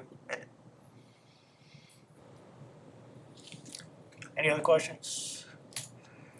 I just want to emphasize or pile on with what Dr. Mealy was talking about as far as keeping families involved and informed throughout as we work through this process, because one of the biggest sources of their frustrations is feeling like they're being kept in the dark on things. So I think it's paramount that we keep them in the loop. Anybody have anything else? Dr. Dewis, Forest Middle School expansion project update. Thank you. Tim Burge from Skanska is here to give an update. He has not been here for a couple of months due to the formats of our meeting. So it'll be exciting to see and hear from him tonight. Well, it's good to be back. I missed giving the updates and meeting with each of you, meeting with you here. During the month of May, the finishes and the site progressed well. Siding on the north side of the building began, which is where the courtyard is. Curtain wall is installed on the east end of the courtyard. Roll-up doors installed. Storefront continued throughout the building.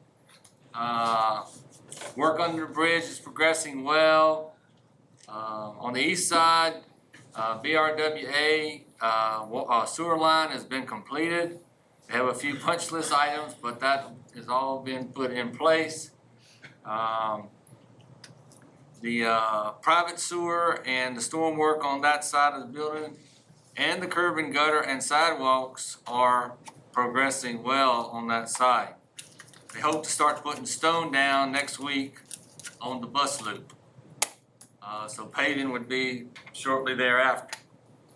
On the second floor of the building, all the sound insulation in some of the areas that require it, where open ceilings are, not all areas get it, but most of them do. That was a very messy job, but that is now complete. Ceiling grid on the second floor has been installed. They've been installing light fixtures, grills for the air conditioning, just getting all of that stuff in place. It has to be tied in before we can close up the ceilings. Heat pumps are in the process. They're being started up on the second floor. They're working on the controls to get them to work properly. Hopefully they'll be up and running by the end of the week on the second floor.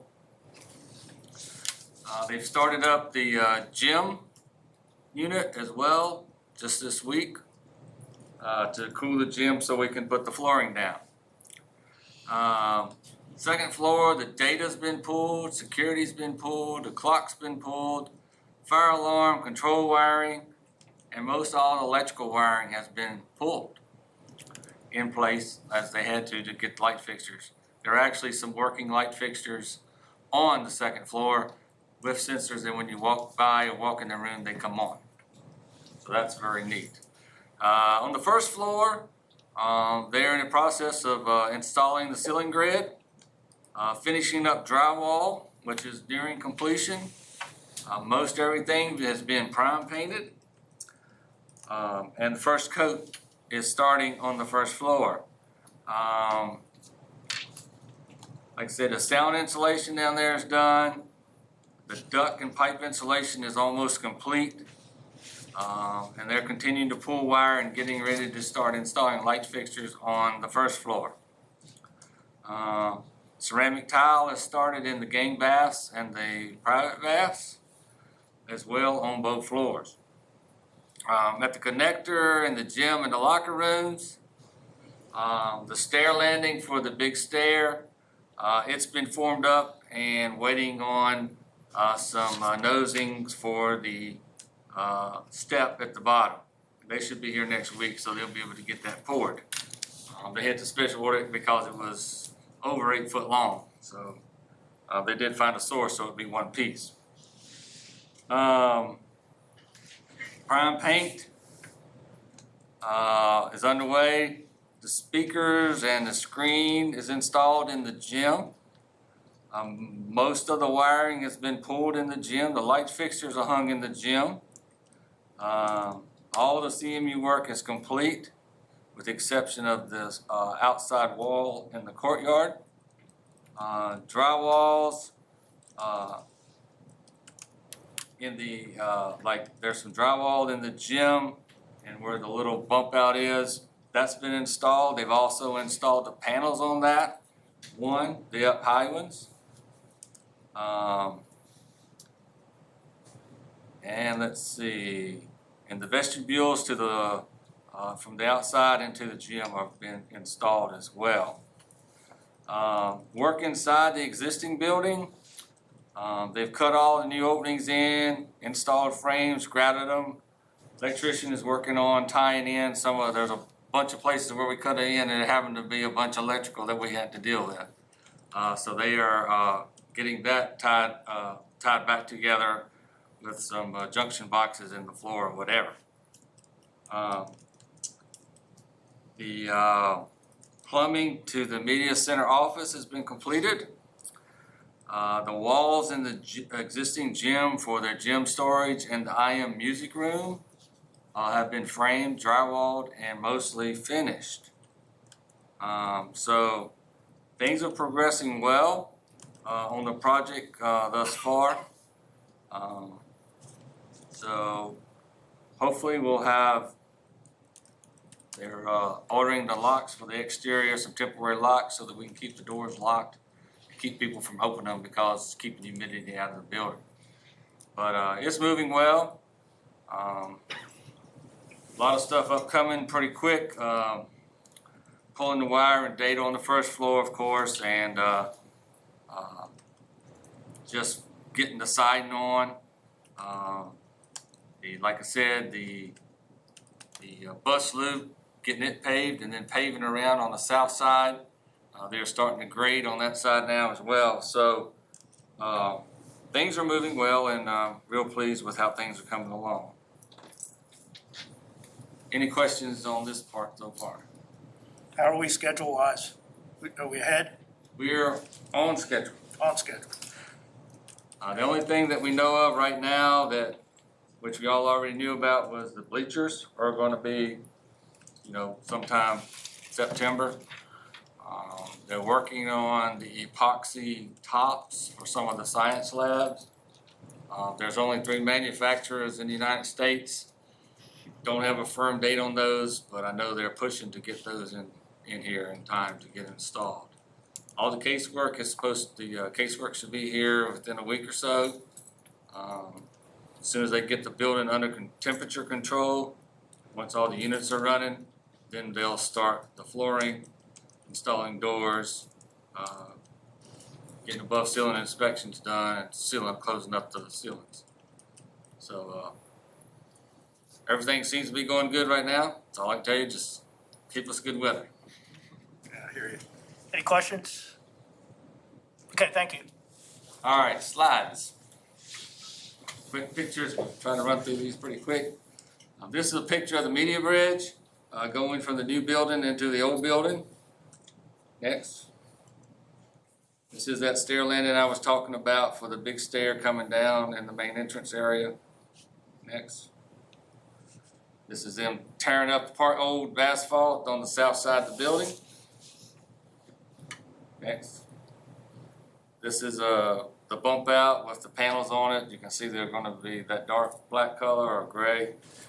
They hadn't had all of them on. They were testing to make sure the paint would work. They had to rip out, make sure it would stick and all that stuff. These are PVC panels, so they should be durable. Next. Here's a picture of the bus loop side next to the building. You see the curb and gutter, sidewalks. Next. Yesterday, the gym floor was delivered. Next. This is a picture inside the gym. As you can see, the basketball goals are up. Speakers are in place. The rod for the divider curtain's there. The curtain's not in yet. And they're getting ready to start building the floor system. Next. This is a large music room. As you can see, it's about ready for paint. Next. This is the drama room downstairs. They put in the frame and glass this week. Next. This is under the bridge, getting ready for the cement panels that go under there. Next. Here's a picture of a siding looking from under the bridge towards the old gym. Next. This is a picture of upstairs. See the floating ceiling there. Some of the paint colors on the wall. Next. This is a sidewalk they poured yesterday on the back side, on the bus loop side. So they pretty much poured from that far end up to this point so far. Next. This is the last one. This is a panoramic view of south side of the school that I took yesterday. Any questions? All right, thank you. 7.02 graduation update, Dr. Woodford. Yes. Mrs. Hairston has requested an update on graduation ceremonies since the release of the governor's phased reopening of Virginia's pre-K through 12 schools. Specific guidance was given for school activities in phases 1, 2, and 3. Once the school division submits and has an approved health and safety plan, schools can begin to offer some services with phase 2 restrictions. Under phase 2, however, no gatherings of more than 50 can occur indoor or outdoor for schools, and specifically it's mentioned that graduation is not allowed in person with large crowds in the audience. Phase 3 gathering restrictions have not been publicized in this guidance and will be forthcoming at a later time. Our current plan is to prepare for a face-to-face graduation as previously discussed with the board. And I would just like to open it up for any suggestions or information from the board members at this point. How about we use our first variance towards graduation? I'm serious. All they can say is no. That question has come up repeatedly on our calls, and they were pretty specific. So, I mean, we can go for it if you want us to. I think we already know what the answer is on that one, because it's been brought up in lots of jurisdictions, and it's kind of in a direct violation of the governor's guidelines. So I don't think it would be successful, but if you want us to try, we can. Is there any downside to it? I guess the only, I think if if you want us to put that time into it to try to get a variance, we definitely will, if that's what you want. Or if the board would rather us look at another option to try to do something for our graduates, maybe that may not be what we would like, that some of the other school divisions have tried, we can put efforts towards that. I mean, it really is up to the board. If you want me to try for a variance, I'd be happy to try to do that. How labor intensive would it be to attack it from a couple different angles? I mean, To go both ways? yeah, have options. I mean, I can definitely look, as we have talked about graduation, we have tried to prepare to pivot any way we need to do what we need to do for the graduates. So I think, if you give me an idea of what you're thinking, I mean, I can work on a variance and see. With Dr. Shook's guidance, I'm not even sure what that would look like, but. Yeah, again, I'm very skeptical that it would be successful, only because many other districts with much larger constituencies and full enrichment than us have pressed this issue pretty hard, and they've been pretty adamant. Now, I think in phase 3, things are different, because they haven't set the limits on gatherings yet, and we also think, and if I'm speaking out of place, what we've seen in the guidance so far for the non-school side of things is a difference in indoor and outdoor venues. And so my personal opinion is our best chance for an in-person graduation that doesn't restrict attendance in a significant way is probably an outdoor venue or a very large indoor venue. Well, I mean, what I was thinking, and Dr. Clifford and I brainstormed it a little bit, but why not go old school, no pun intended, and do it on the football fields? I mean, there's no reason that we can't do that. And what we would likely have to do, since we're in a very concentrated timeline here, I mean, one of my son's classmates left for boot camp yesterday, so that's what we're gonna start running into. Yes. So if we can have outdoor graduations, we can have them on the same day. I would suggest this time of year, do it in the morning to avoid afternoon thunderstorms. And normally, the entire board would be at each graduation, but I think in the interest of time, we would have to split up and go to, divide up the various high schools amongst the board as representation and take it that way. But even for outdoor venues, the limit is still 50, right? My understanding In is that in phase 2, they're not allowed at all, and regardless of the venue. What I'm suggesting is that, again, I don't know this, it's just because of the other guidance that's in there, that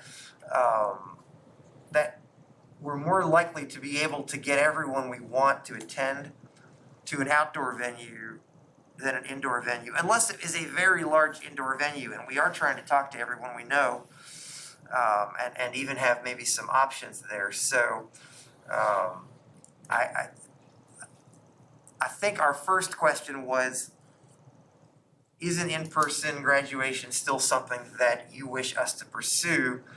Because that's what we kind of heard from our communities that they wanted, and we heard from you all that you supported that as well. I think we were hoping to hear better news on Tuesday that would have made us feel like that was more realistic sooner versus later. Dr. Lane was very encouraging today, as was the governor on Tuesday. I didn't listen to him today, but about the cases coming down in Virginia. And so I don't know how long we're going to be in phase 2. Again, and so I think a summer in-person graduation is still possible. I just don't know how soon. Mr. Chairman, I guess my concern would be in terms, well, first of all, let me just say that I know that it's the intent of the board to certainly provide our children and our students with the traditional graduation. And ideally, that would be wonderful. But when I look at where we are now, it concerns me that we are going to be potentially not having students to attend because of a number of factors. Going off to college, the colleges are already developing their opening plans, and all, as Jason would say, attest to. And then, of course, I think about, as you have said, Mr. Chairman, that those students who are going off into the military as well. I would like to suggest that we strongly consider moving forward as soon as we can, preferably by the end of this month, I think, and that we look at a model that certainly I think it's going to have to adhere to the current standards unless those things change, and I don't think we're going to go into the next phase until at least another 2, maybe 3 weeks. So I think it's just very important that we take some steps now to put a graduation in place. It's not what we want, it's not the way we would like for it to be, but we need to move forward. We do for our students. I agree. I mean, it's just, it's almost to the point where it's too late because we have people leaving. So I think the sooner we can do something, the better off for our students. I too would have loved a traditional graduation, but I hate to lose kids going away to boot camp or to other things in their lives, including vacations, and not having done this, and I think we can. There has been, and I know you guys know this, that there have been school divisions, and I recently was a spectator, so to speak, because I was invited, where one of our neighboring divisions, not very far, actually had a drive-up. And they actually designated certain times for students with the name, last names in, say, A through H. And they gave the students, of course, there was a representative from the school board there for that particular area. And the students were given their diploma. They had a photographer there to take pictures as well. So it would be my suggestion that we certainly move forward and that we allow Dr. Woodford to certainly look at some options, and we could expedite this as quickly as we can. I agree. And I think we need to do it, as you said, no later than the end of this month, which is gonna be a really tight timeframe. I know, and I feel so but bad that you guys are it's- gonna have it's to really getting, move so quickly on this. we've got to get this done. I guess, can I get a little clarification, because I Sure. work directly with this? Okay, we, students already have their diplomas, I know. okay? So, am I hearing that maybe you want something like what Louisa County did, where families come in and they walk across the stage versus a drive up is really not, they already have their diplomas and so forth, so I don't know. Now, the traditional, it's not so traditional, you wouldn't have graduation speeches unless you recorded them and so forth, so I guess am I hearing that versus a drive-up type situation where we bring in families and do so many every day? They go across the stage, they get the diploma cover. We do have the diploma covers, we didn't hand those out because that was the idea of the traditional graduation, so is that? And I think with the drive up that you're talking about, families were able to get out Yes. and they walked across the stage Yes. and took pictures, and then they kind of drove on through, I think is what you're That's what I actually saw. Okay, So are we backtracking on what we've told the community we're gonna do? Or plan for? Is that what I'm hearing? Well, I think to a certain extent, yes, because we just have no idea when it will occur, and a lot of people aren't gonna, I believe a lot of people aren't gonna be here to enjoy it. And I'm getting more and more phone calls and emails that, you know, when are you doing something? So I just think if we wait too much longer, I mean, we're gonna be in phase 2 for at least 2 weeks, so that puts you at June 25th from tonight. Okay, well, how quickly are you saying that we're gonna be able to put this together? I don't know how long it will take, I'm just saying if we could do it by the end of the month. Well, if we go into phase 3 at the end of the month, and that changes the numbers allowed to gather, why couldn't we do a traditional? Well, because then you're getting, if you need 2 weeks to prepare it, or even 10 days, then you're gonna be talking maybe the 10th of July, somewhere around there, almost halfway through July. And again, I'm just concerned about losing people, because they're going away. Well, I am too, but you know, we as a group committed to the community based on input that we got from the community that we were gonna hold a traditional graduation for these folks. And hopefully we could have done that. I think we're just running out of time is my concern Well, to do it. I acknowledge that, however, I don't see a problem with planning for one, with the understanding that we may not be able to pull it off based on the phasing of it. I think Mr. Hill may want to jump in. Yes, Marcus, sorry. Yeah, so Martin, I just wanted to add, what I'm hearing from my senior and several other seniors, they're ready for closure. They were hoping for a traditional graduation, but based on, you know, what we got Tuesday from the governor, they're ready for closure so they can look forward to what's next, whether it's military, work, or school in the fall. That's what I'm hearing, so I would definitely recommend, you know, next 2 to 3 weeks. And, you know, unfortunately, it's not what we all wanted and what we as a board had pushed the staff to plan for. But I am starting to get feedback from, you know, multiple seniors and parents that are just ready for closure. Well, my question is, why can't we have 2 contingencies, 2 courses of action, and be ready to execute once we find out what the phase 3 guidelines are gonna be? So like, if not, then we'll do Plan B. Right, because I think because you, Dr. Woodford, you've pretty much indicated that we've started the early phase of the planning for a traditional graduation, correct? Correct. Okay, so we're not starting it go. Right. How long do you think it would take to complete planning for a traditional graduation? Cody might have to help me here. I think, are we talking about like as soon as phase 2 ends and phase 3 begins? Yes, have So- something in place to. Yeah, right now, we could have that plan if we tell the principals, let's say we decide we wanna do something on the athletic fields or a athletic field type situation.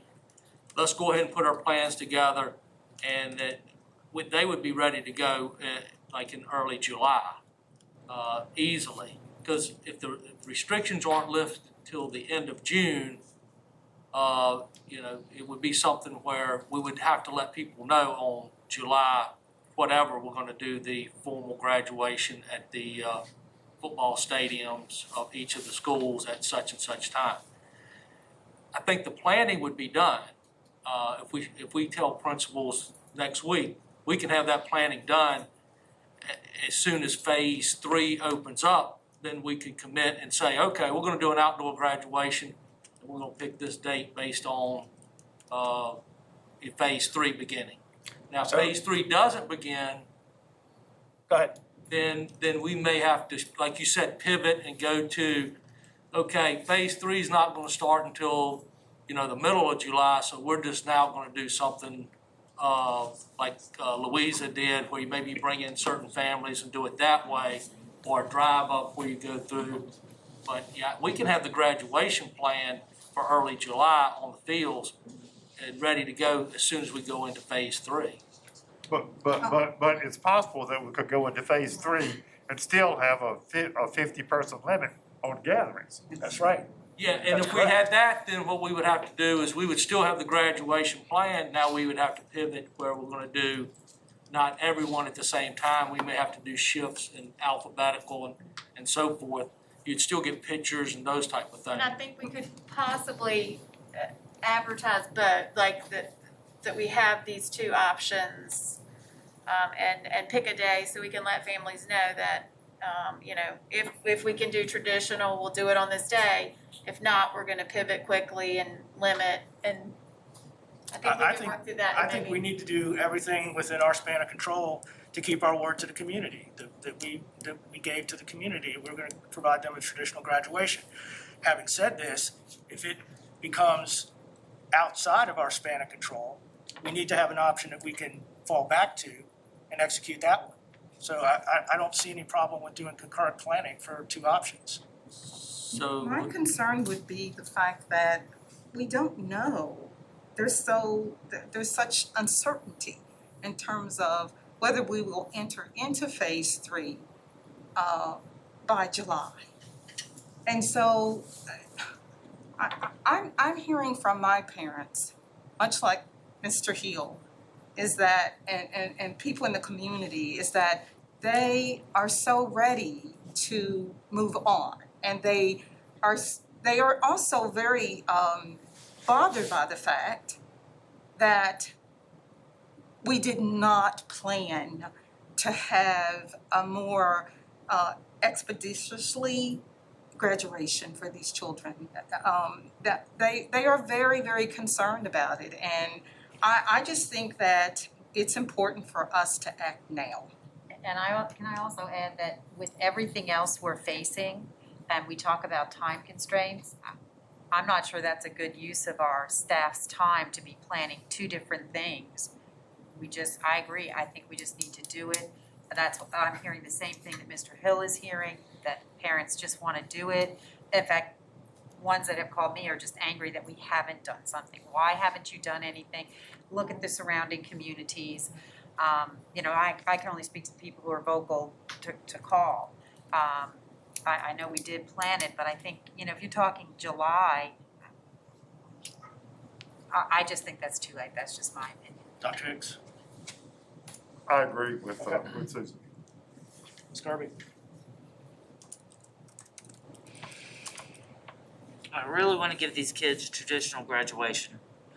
But I've also too heard the angst and people just wanting it to be over, to be done, let the kids graduate.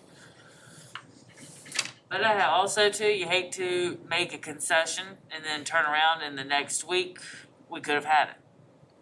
So it's kind of a hard place to be.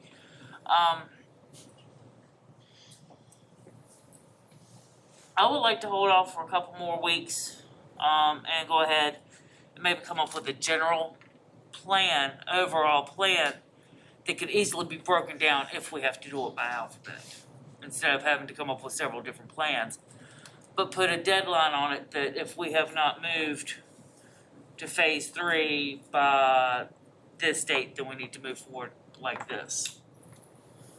Okay, so you're talking two options? I'm talking, go ahead and plan 2 options, but plan them similarly to where you're not having to necessarily do two. Just modify them. Yeah, where they'll be able to be easily modified. Sarah, I think you've made yourself crystal clear. Okay. Jason? I would agree with you on the 2 options. I think my one concern would be, I know a lot of class officers really look forward to the opportunity to give their speech and say, you know, their final piece to their class. So hopefully if we do have to go to a modified option, whether it's pre-recorded videos that seniors can just watch or something, but we still give those officers that opportunity to speak to their class one final time. Mr. Hill, one option or 2 options? Yeah, I think we need plans for both. I mean, and I do agree that we do need to give the class officers an opportunity to speak, whether it's on the school website, Facebook pages, whatever. We do need to allow them that opportunity. Okay. But we need to act fast. I mean, we need Oh, those agreed. options to be scheduled in the next 2 to 3 weeks. That's June then, so something by the end of June. Right. That's what I'm saying. Does that give us enough clarity, cause we don't meet again until July 9th, and that will probably be too late. So what To I'm make this hearing is decision. you would like us to plan for something for June the 27th? That's the last Saturday in June? And If we don't get any guidance from the state regarding phase 3, we go with the non-traditional option. Is everybody good with that? On June 27th. on June Yes. 27th? Yes. And is it necessarily a single date at that point, or, I mean, Well, I for think. the Louisa example, that took place over like a week or something. Yeah, I think, if, probably the earliest you could have a traditional graduation, because you have to wait for the word to go to phase 3, would probably be July 11th. The first week of July is the 4th of July. The first Saturday is July 4th. So, if we could do a traditional graduation, bringing those in, July 11th would probably be the earliest date. Unless you want to do it in the middle of the week, or if you're looking at a Saturday. No, we need to do it on a weekend. Here's my fear, is that something radical changes and we go to phase 3 earlier and we're not prepared to provide a traditional graduation. That's why I think we need to be able to zig or zag. And, my background's military. You got course of action 1, 2, and 3. And I think that that's how we need to approach this, with the understanding that if, it doesn't turn out that we can hold a traditional graduation, which is course of action 1, we've got course of action 2 we can fall back on. So, Okay, all of that on June 27th. Okay, so if we get the go-ahead for phase 3 on the 25th, we'll do a traditional graduation. If we don't, then on June 27th, we'll do some sort of modified graduation. is everybody okay with that? Yes. Okay. And my only ask, Dr. Francis, and I know you can't make this happen, but it goes back to something that Dr. Mealy said, that if there is any way to ask the high school principals to designate a team to work on this, who is not working on these task forces with us, because I want the graduations and I support what the board has said, but there's a lot going on. Here. Well, all of those principals are working on Yeah. task force. Yes. And most of their assistant principals are working on task force. So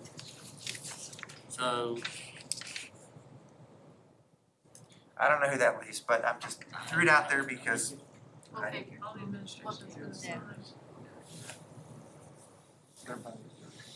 Okay, So we'll publish the date June 27th to the community? Yes. something's gonna happen on the 27th. There you go. Mark your calendars now. Yes. No vacation. 7.03, policy standards, Ms. Sexton. Since policies were added to, as one of my new roles last year, I've been going through them with Dr. Shook and the executive staff to ensure that we are up to date on them and that we are looking at each policy.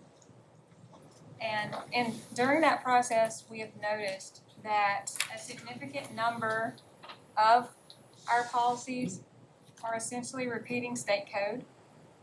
So I wanted to bring that before the board to your attention, to see about the possibility of eliminating those policies. Because we are already required by law to abide by those, whether we have them repeated in our local policies or not. With all the changes being made in the General Assembly, we anticipate a lot more changes that are coming, starting July 1st, once that stuff goes into effect. So eliminating these policies would alleviate you as the board and having to go through the process of adopting, changing, editing the policies that pretty much just repeat state code. So you're just redoing that work when we already have that in the Code of Virginia, so I just wanted to know if the board is interested in proceeding with this strategy. And if so, we will prepare a list of applicable policies and bring it back at a future meeting for you to look at. Melissa, I have a question. I do agree with you that a lot of that is just repeated code, but it also provides a really easy place for parents to get an answer to a question. So has any thought been given to how we could let them know that? Because I could see principals and staff here getting phone calls with, well, you need to go to 22.1-79 paragraph C, and that's where you're gonna find this information. Well, when you do, I thought about putting a link on the webpage where we have the board docs under school board. And it would direct you straight to the Code of Virginia, to the education piece. And then it has sections and it tells you which whatever you're looking for would go in. And then you would have to search through that. I mean, I haven't looked in that detail about it because I wanted to bring it to you first before we wasted any time.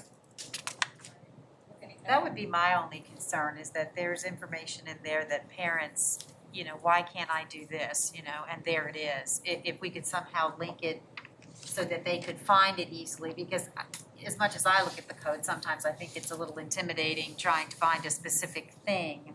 And, well, is it this part that really relates to me or the other part? So that would be my only concern, because there is a lot of information in there. And if I could say a couple things, I actually, and this is no knock on board docs because I know we pay for it, I found that since the Code of Virginia updated its web search capabilities and everything, that it is much easier to navigate than finding a policy on board docs. And I also believe, and this is where we kind of had this conversation, that even the idea of a quote-unquote policy manual goes back to the pre-internet days when the only source of a policy was maybe a manual that was in a principal's office or in a central office.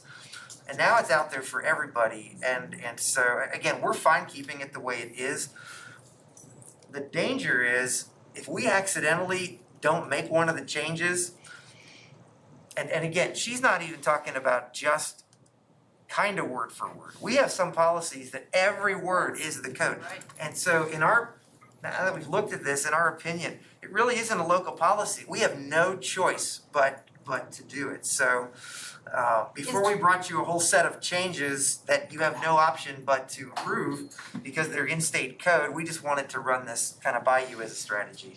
Let me ask one other question. Is it possible when we remove something that we link it directly to that? Like you have the heading and then it would just be a link to that code? Yeah, there's the capability to do that in board docs. I mean, that might be something so that you don't have to search. That's my only concern, that parents need, and they're looking for something, they want it Just now. a direct link right there. Yeah, We could try that, I think, and again, I don't wanna create too much work for Melissa here, but I would think if that were the case, it would need to be archived in a different part of the board docs policy tab, because we wouldn't want people thinking that it was a policy, like what that section would say.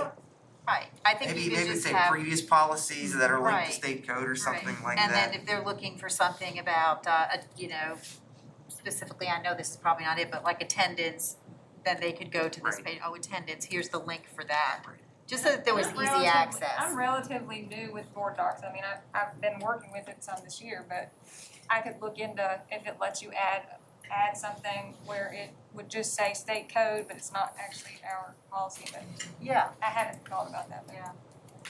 That's reasonable. Everybody good with that? So you look into that Right. piece, and maybe before we go forward, we let the board know if Yeah, that's even and possible. I brought that up when I took it to Dr. Shook, because I said, well, people wanna be able to find that information, even though it doesn't have to be our policy, because we already have to abide by it. So we did think about that, but again, I didn't go into great detail looking for anything because of, in case you didn't. Okay, thank you. Mr. Hagler, comprehensive annual financial report. Yes, good evening. In front of you tonight is the, we call it the CAFR, but we're famous for acronyms in education, so Comprehensive Annual Financial Report. It also includes the auditor's opinion on our financial statements. So there were several documents attached to what I presented to the board tonight, and also references within the CAFR. Within the CAFR, we do that jointly with the county. So a lot of the information in that is county related, a lot of footnotes to financial statements stating how we came up with our estimates and financial statements. Just for clarity, what we do to produce the CAFR, it has to be accounting standards. We have to convert our cash-based accounting system that we do our budget on, and everything's approved on to a modified accrual. So there's a lot of journal entries, a lot of conversion, a lot of footnotes for leases, debt service, and also payroll related. Everything has to be converted to modified accrual for the financial statements. A lot of work goes into that. May I ask a question? Yes. And I'm sorry, what does it mean modified accrual? It's not full accrual basis like a private sector, but modified. So there are certain things that apply to get it to accrual. You're recognizing expenditures and revenues when they happen. For instance, I gave reference to sales tax. It's 2 months delayed.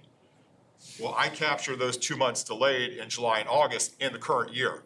But on a cash basis, at the end of June, we're done. So I have to go back and do journal entries, move those revenues to here.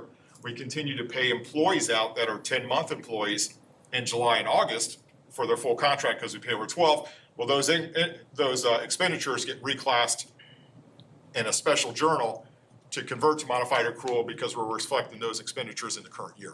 Gotcha. So we're doing a lot of that type of stuff, a lot with leases. Typically, we don't report on fixed assets. We do that in the modified accrual and also in the CAFR.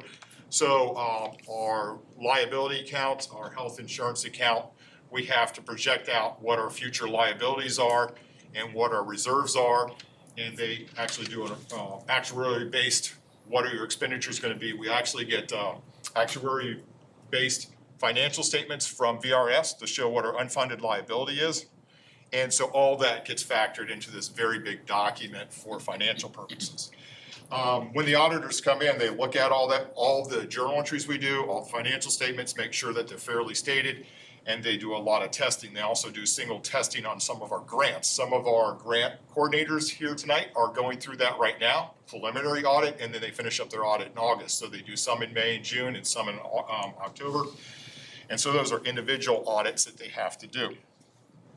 They also do control audits on our control procedures and policies that we have. And I'm happy to report that in the auditor's report, everything is stated fairly, and we've got a clean audit opinion on that.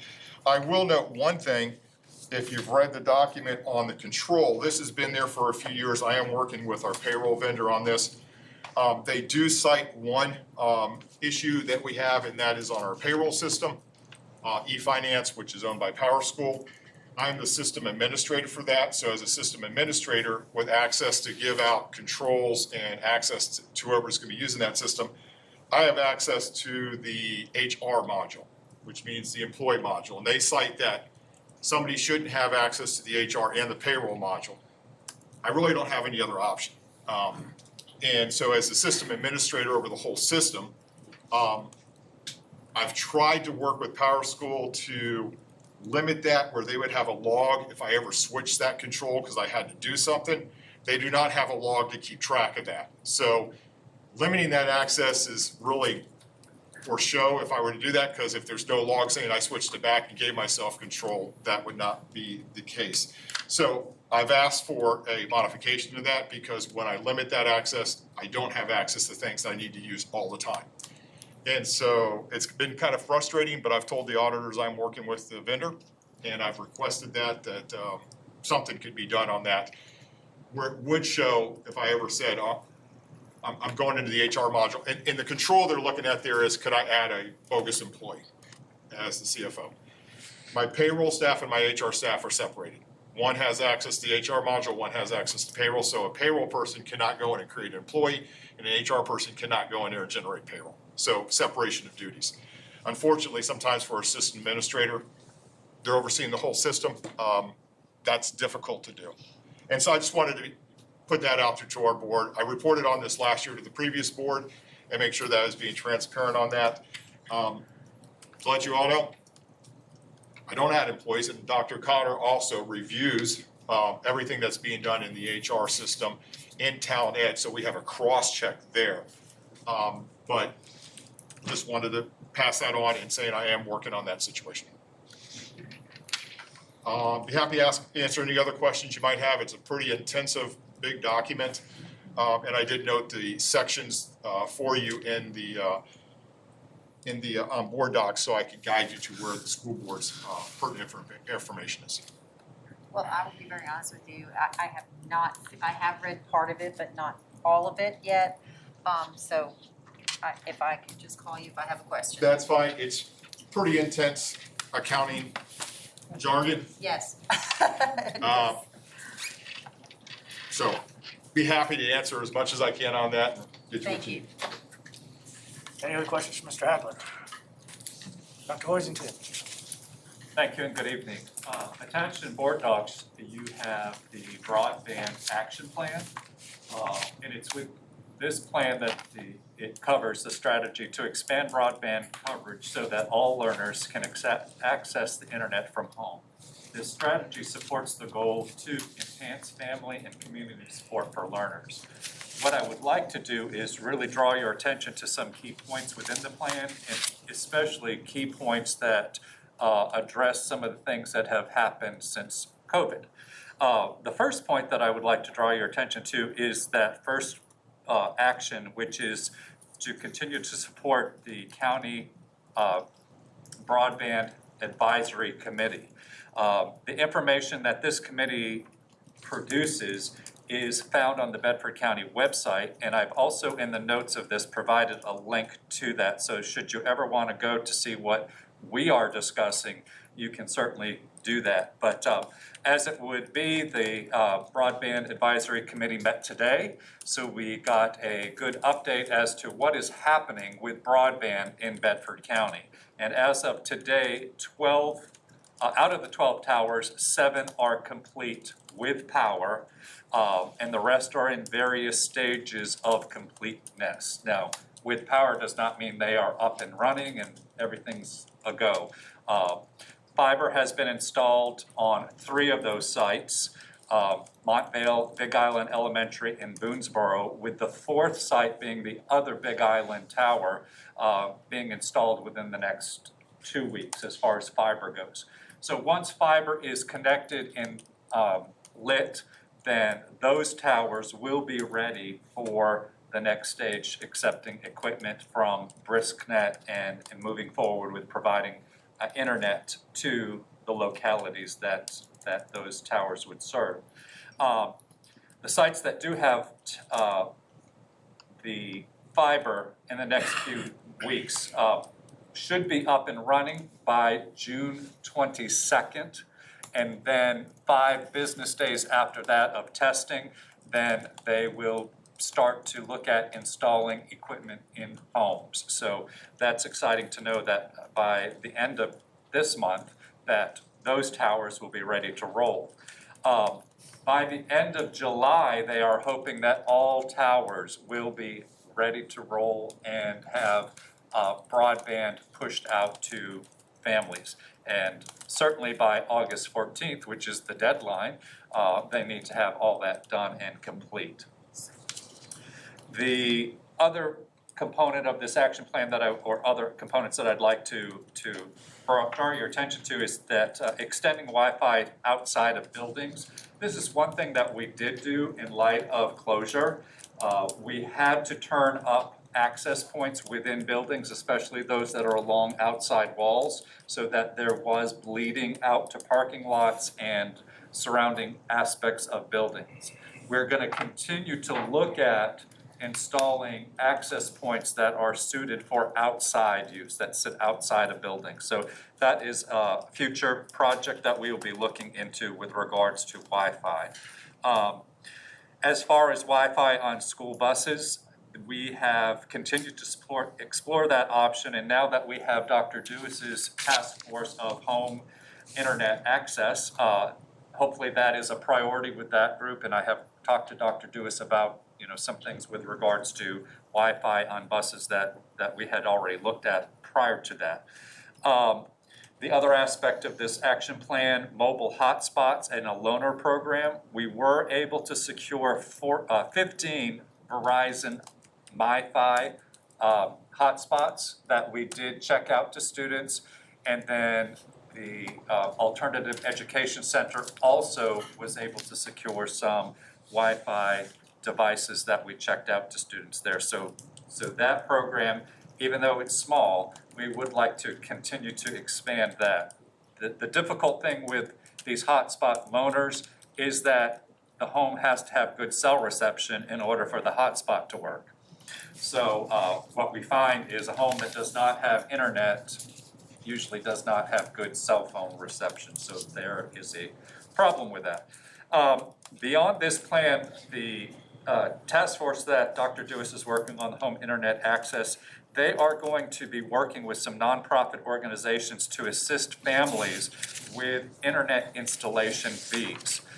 Whenever internet is ready to roll, even through BriskNet, to be installed, there is a fee for that equipment installation. And I understand with BriskNet, it is gonna be $200. So families that are in need may not be able to afford that installation fee. They may be able to afford the monthly service, but they may not be able to afford that. So these nonprofit organizations will be working on that.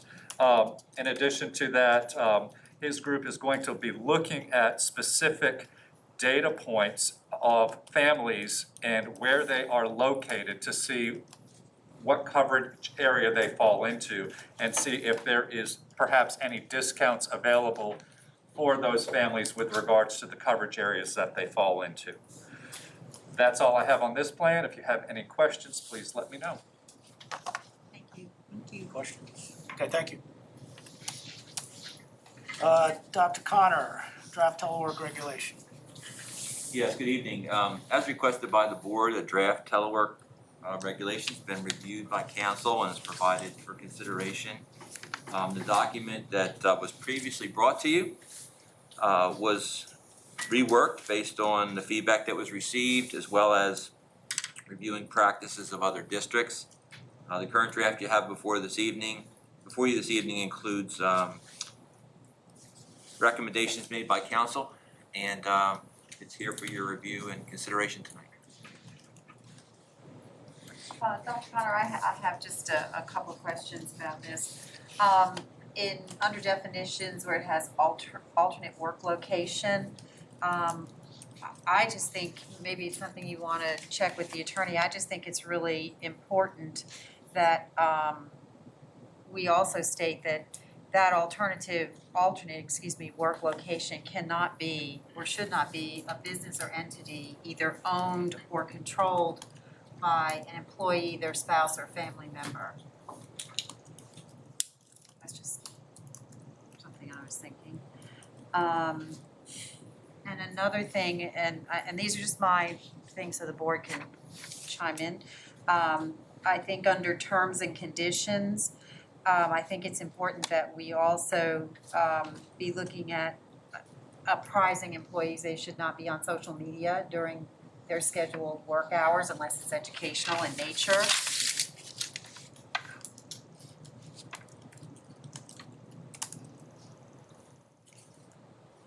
And then number 7 under and number 9 under terms and conditions, one speaks to childcare and one speaks to the compromised information, accidentally compromising information, and I believe we say there that we need to notify, that the employee needs to notify their supervisor as soon as practical.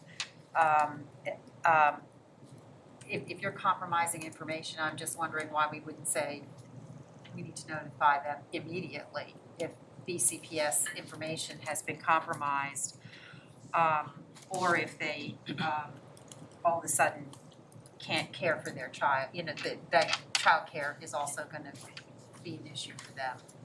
Those are just my thoughts. What else? Yes, Mr. Chairman, just kind of piggybacking a little bit off of what Dr. Lee has said.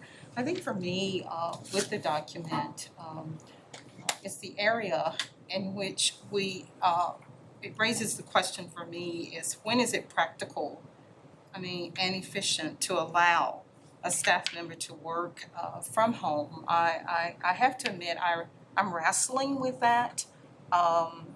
Just that concept in terms of determining when it is efficient. I know reflecting back on my years in the division as a principal, certainly there were circumstances and situations generally during the inclement weather that we would make a decision in which employees and teachers would work from home. And so from just my standpoint, I'm really struggling with understanding other than those circumstances. And of course, with what we're facing now with the pandemic, it certainly is a means in which we are meeting our needs. But I struggle with that piece of it. And I know this is just simply a discussion, but I wanted to just make that point. I agree with you because that's why I asked about the certain limited circumstances. To me, this is a very narrow policy.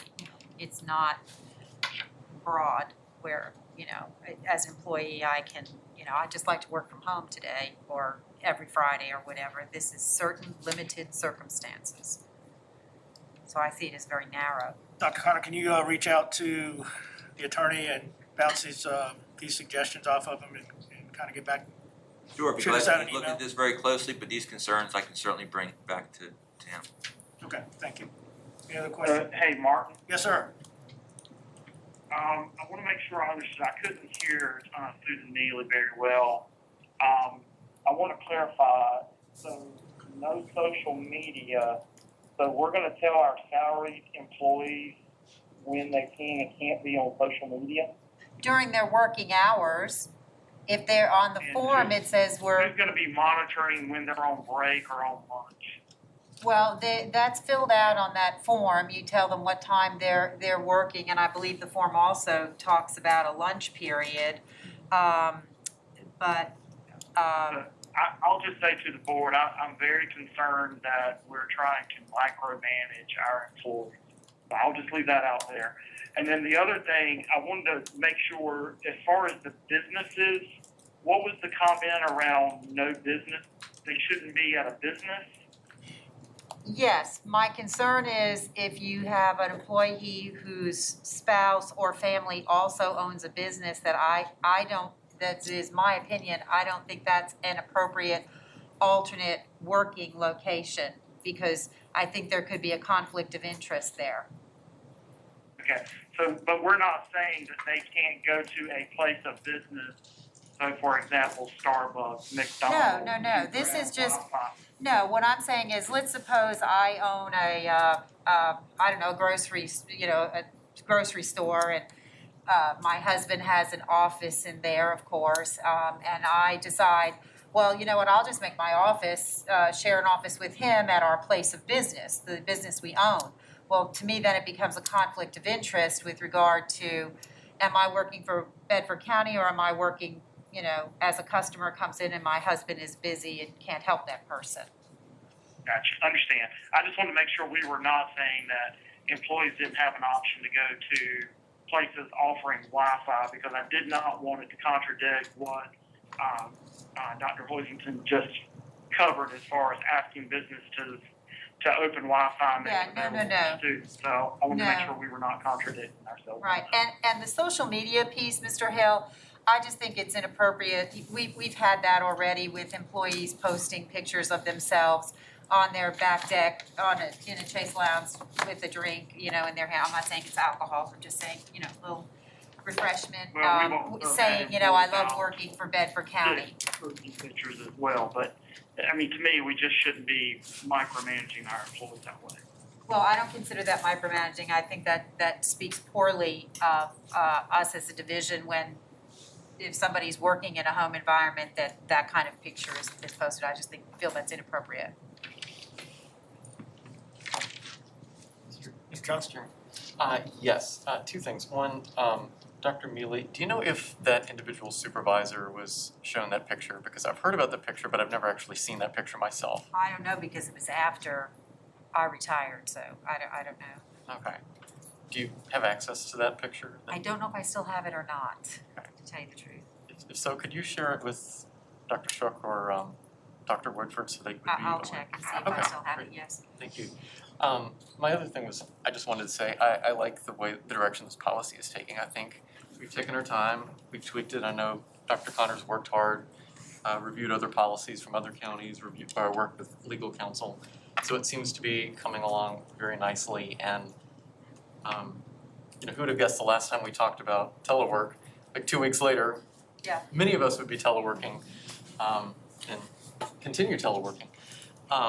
So beyond the ad hoc circumstances like this that we hope never happen again, there are certain positions that could be easily done to free up office space, and I know central office is sometimes crowded, and environmental concerns, length of commute. So I think there are good reasons why some individuals might want to do this. So I know we've discussed before, some of our principals allow teachers to work from home on work days or things like that. So I really like the direction this policy is taking, and I look forward to continuing this conversation next month. Anyone else? Okay, thank you, Dr. Connor. So sir, just for clarity, you're asking me to take the things that were brought forth tonight, take them back to council and report back to you what response I get from, Yes, okay, please. thank you. Dr. Dewis, Code of Student Conduct. Thank you. Each year, we ask the board to approve an update to the Code of Student Conduct. Sometimes that includes major revisions and sometimes minor tweaks. It always will reflect changes in state code and other policy changes that may have happened in the meantime. This year, I would call this a minor revision because really the biggest change was in last year's document. That work was based on recommendations from the Department of Education who issued a model document, and we took that really seriously and of course personalized it to our county and our situation. It included lots of supports for students, for learning and for behavior, and really treated behavior as a function of learning, which I think is a very healthy and appropriate outlook. As such, there are lots of alternatives to suspension, a real emphasis in trying to avoid excluding students from school whenever possible, knowing the benefits they get from it. There are categories of behaviors rather than just long lists, so that we make an effort to understand our kids and communicate with them two-way about what's going on. There are attendance changes in this particular one based on changes to state law. But of course, there may be further changes about attendance policies from the state and locally due to the reentry phases. That really may look a lot different. But this document does reflect current state law. And so I'll be happy to answer any questions that you all might have about the document, and we'll bring it back next month for approval for the school year. Yes, sir. I think it's time to revisit the dress code standards section again. Given the current climate now, and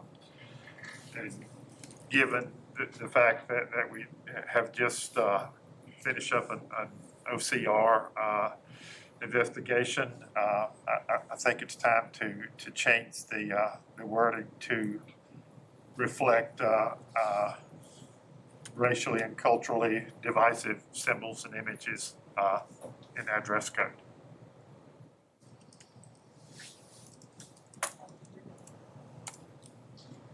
I would agree also. Dr. Hicks's comments. I would as well. I think there needs to be some modifications to it. I guess that's an attorney our attorney can That's an attorney. guide us there. So, Dr. Hicks, you used a specific phrase, and I wanna make sure I capture that, if that is the agreement of a consensus here. Well, I think we need to talk to get the attorney's input on what the most appropriate language is. Right, if I can take the suggested language as one option to run by the attorney, Yes, as well as solicit any other input that he might have about particular language, but I wanna make sure I do capture what you said, if you would. Okay, to change item number 1 to read attire that has language or images that are offensive, profane, vulgar, discriminatory, or racially/culturally divisive. This would include Confederate flags, swastikas, KKK references, or any other images that might reasonably be considered hurtful or intimidating to others.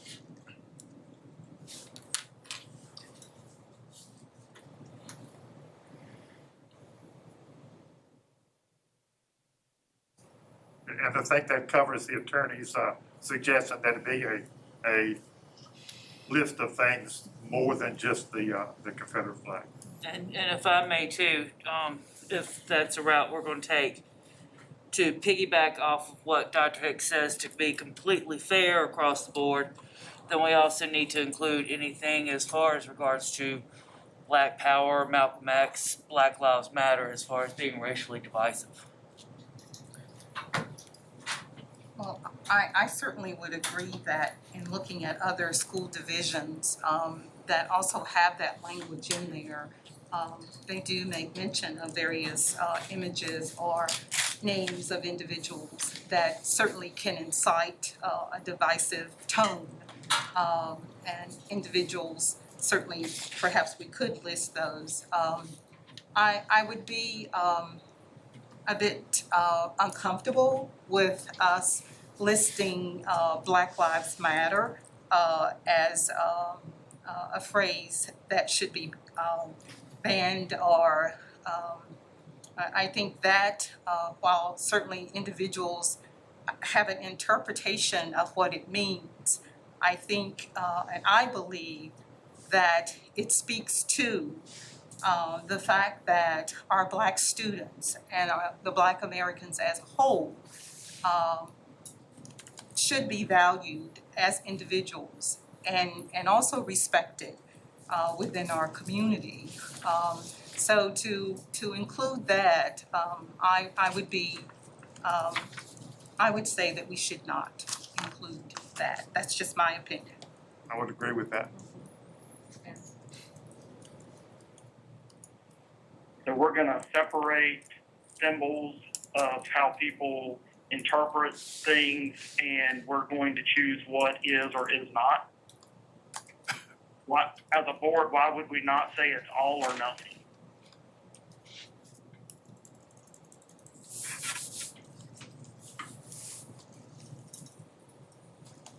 Well, I have stated my thoughts and opinions on that, and I don't want to. I'm sorry, Ms. Harrison, that was not directly towards you. That is a statement to the board. If we are going to ban certain items, it should be all or nothing, because we can't separate and say, well, this makes one group of people feel one way, and this other thing, well, it doesn't matter how it makes others feel. We're not going to include that. My thoughts and my comments to the board is if we are going to include one, it should be all or nothing. All what? Can you Right. specify what you mean by all? I'm sorry? Can you specify and define all?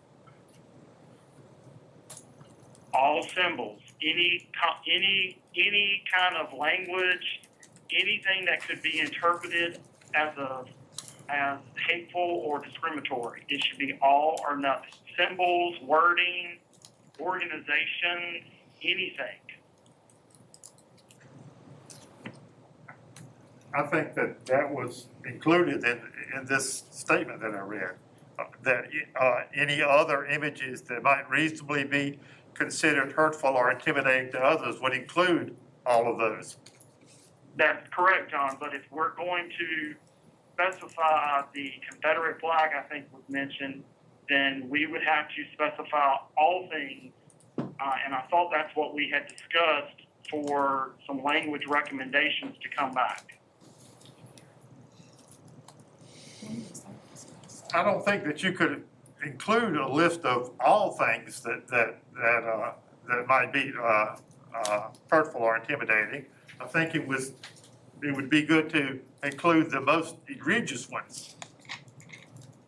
But that's my point. It should be all or nothing. And I thought the language that we have today took care of everything as far as if it was done in a hateful way, then it gave the authority to the principals to address it and take care of it at that point.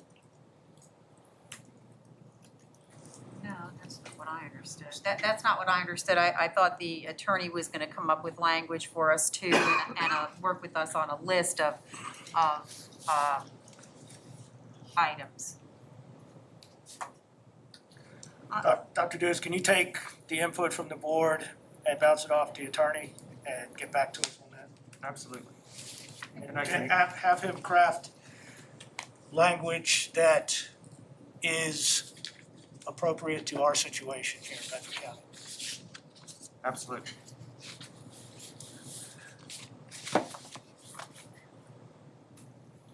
Any other questions or comments for Dr. Dudas? Okay, thank you. Final item, superintendent search. We have received 2 responses to our RFQ, McPherson and Jacobson, and Baker Tilly, Virchow, Kraus. Dr. Mealy, you did the legwork on the search firms. Would you assist me with doing interviews with these 2? Okay.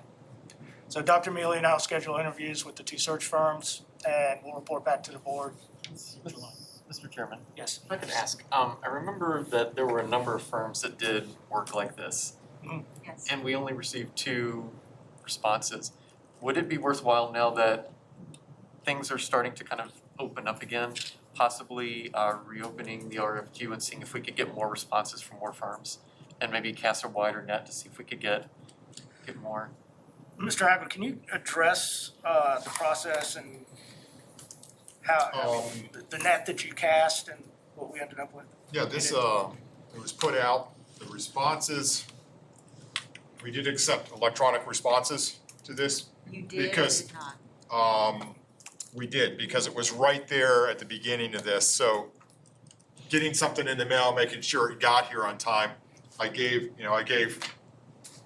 a variance on that, recognizing that somebody would normally put something in a FedEx or UPS and it might get here in time, and the firms that responded requested that one got the package here, the other one did it electronically. I would say that it would be, board would have to take action to kind of reject the first submittal, all of them, and say we're gonna repost. And we just repost the RFP out there. I took the RFP was posted at the state EVA website, so anybody that signed up on the procurement site at the state would have received notice that this RFP was on the street, so to speak, and could have responded to that. It was also on our website. So it's up to the board. We can certainly do that and see if we get other respondents. Once again, they would respond to probably the same RFP. I'd put different timelines on there now for delivery. Let me ask you this though, in the interest of time, because this is gonna be a relatively lengthy, or could be, a relatively lengthy process. Can Dr. Mealy and I go ahead and interview these 2 and then repost, or how does, I'm not fully familiar with how the procurement process works in this regard. It's the board's prerogative, either on a closed bid or an RFP, to reject all submittals, even after interviews, and then to proceed forward. So I would say this in the interest of the firms that did submit, if it's the consensus of the board to put the post back out there, to put them through the interview process, you'd have to bring them back in maybe and do the interview process to make it fair again. I'm just trying to look at the vendor standpoint. If it's a consent of the board that they want to repost to see if there's any more submittals, I'd suggest that they just do that rather than take two firms through something if it's really gonna be reposted. What's the time impact on that? It's gotta be advertised for at least 10 days. I can take the same document, alter the dates, put it on the EVA website, on our website, say it's back open, and, once the deadline is over, just like with the previous one, I would turn whoever submitted those documents over to the chairman of the board, and then the board takes it from there. What's a So reasonable, probably within 3 weeks, you could repost this and do it again. And have, other submittals unless you wanted it to run a little bit longer. so what you're saying is if we reposted this tomorrow, what's a reasonable deadline for proposals? 'Cause we need to get. The two firms would probably get it back pretty quickly. So I think a lot of these firms, are consultants, they have probably templates that they kind of change up and have ready to go and to submit to, they'll change certain wording and stuff to get those ready. When we do construction bids and stuff, sometimes we give 2 weeks and they do a lot of detail looking at what we're gonna do to get those bids in. I think if you advertise it and you give me a deadline, you'd like the proposals or the deadline to end, it could be the end of June and I can submit, once they're submitted, I'll turn those over to you. I'll be happy to do that. Do you think that reposting it is going to change the response, the level of response? I don't know because the deadline was right after this started, so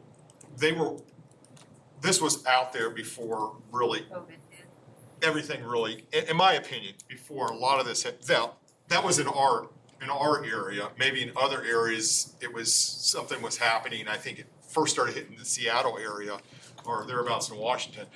But I don't know. I don't know how many usually put in for this. The last time it was done, I was not involved. I was really all board, and the clerk of the board, who's no longer with us, took care of all that. So I don't even know how many submitted the last time. But I could repost, and I think by the end of June, you would have, if you set the deadline for the end of June, you could have other submittals. I think you'll at least have 2. I think they'll resubmit. Dr. Hicks? Did we get a proposal from VSBA? No. That was the only two we got. I mean, I don't know that it's, since this was pre-COVID, I don't know that resubmitting is gonna change the response rate. Yeah. You know, we've got 2 respondents, and I think we just ought to run with it.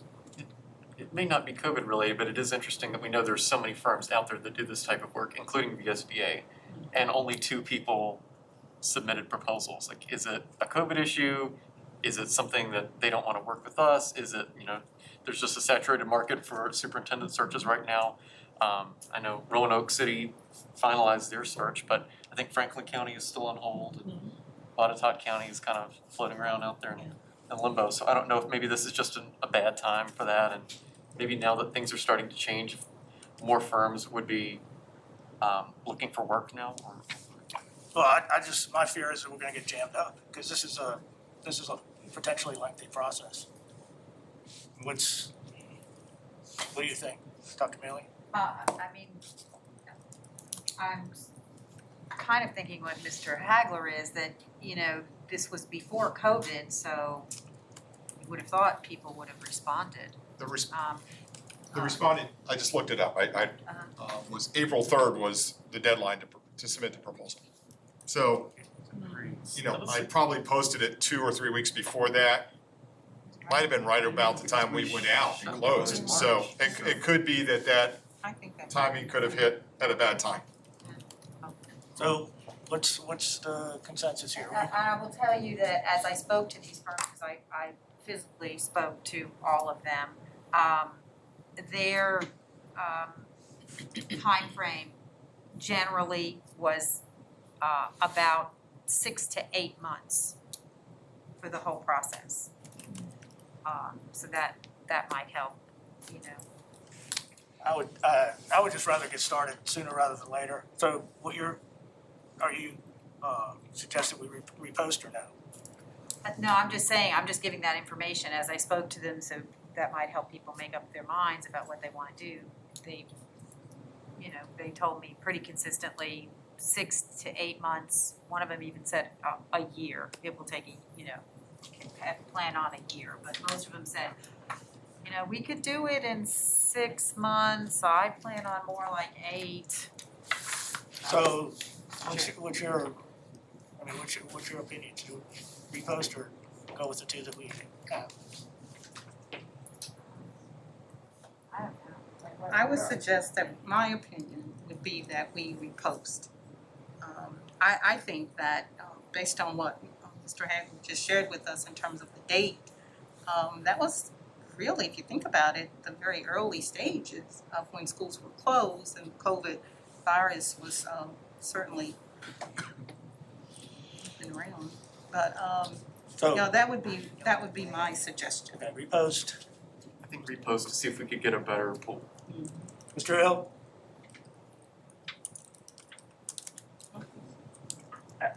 I guess before I answer, the 2 that we got, I mean, do they meet all the qualifications that we posted, and are they nationwide search? Yes. Why are we concerned that we only got 2? Well, that's kind of where I'm at. I mean, I would just prefer, I would rather move forward with this rather than drag it out. And the only other piece of information I can offer you is the McPherson, is that one? Yes. They're the ones that just did Roanoke City, if that matters to anybody. Yeah, they're, McPherson is Norfolk, Roanoke, and Culpeper. Dr. Hicks? Repost, I think. I say interview these 2 first, then if you don't like them, repost. Is that reasonable? No, I think we either. So we got 2 reposts, 4 reposts. Okay, we'll go ahead and repost it. If we're not shooting ourselves in the foot with this, can we? Do you prefer date for Yeah, that's what closing out the post? Let's, you said most of them have templates? Yeah. I was speaking in general, if I were them, I probably would. Okay. So to be ready to go to respond, the procurement law says 10-day at least advertising out there on the street. Okay, so if we put it out On the 15th? tomorrow, can we do it, can we get it out tomorrow? I'll get it out by this weekend. I'm working on contracts tomorrow for employees, so. I'm just being realistic, so.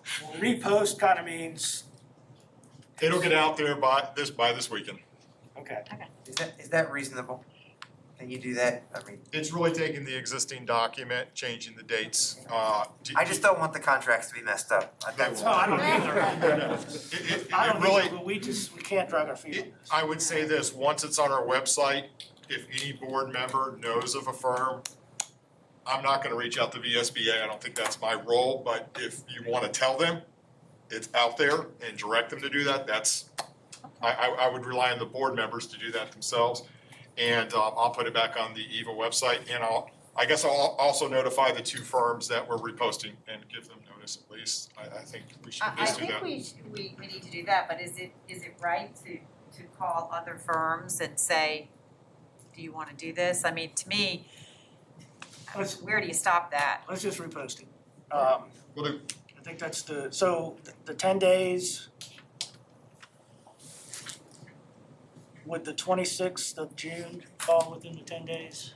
It's 10 business days, 10 calendar days. In business days, that'd be fine. That'll work? Yep, definitely June 27th. And I just wanna ask one more question. Mr. Hagler, where is this money coming from? I did not see that in the budget, but of course there's 2,500 lines there. Good So I might have question. missed it. To be honest, it would come out of the contractual line item underneath the administration, where we pay our legal fees and some of our consulting fees. That line item was not upped, because we haven't negotiated, I mean, different firms charge different amounts. So we'll have to maneuver that and make sure that we have money set aside. I did correspond with Mr. Levy on that, but we don't have an amount to plug in there. it could be 15, it could be 20, it could be 30, 40, 50. So we'll have to deal with that when we get to next, if that contractual line is gonna be pressured by the end of the year. Sometimes that depends on our legal fees. Sometimes, we might not have to do anything, it might be within there that we can handle that. So we'll have to watch it as the year goes along, and if we have to, we'll have to move money into that line item to cover this. So that would not be a problem. We'll have to move money if our contractual obligations are higher than anticipated next year. And that, a lot of times that depends on how much of a legal year we have. That, they vary greatly. I mean, Right. by $40,000 or $50,000, depending on whatever kind of situations we're dealing on. So we'll be able to deal with it. We'll just have to maneuver that. It would come under the contractual line item under administration. Thank you, sir. Do I have a motion to adjourn? I so moved. Motion by Dr. Mealy, second. Second. Second, Ms. Kirby. All those in favor signify by saying aye. Aye. Opposed? Adjourn. Anybody's. Good night, Marcus. Mr. John. Marcus, we're hanging up now. Oh, bye, Mr. Hill. Have a good night.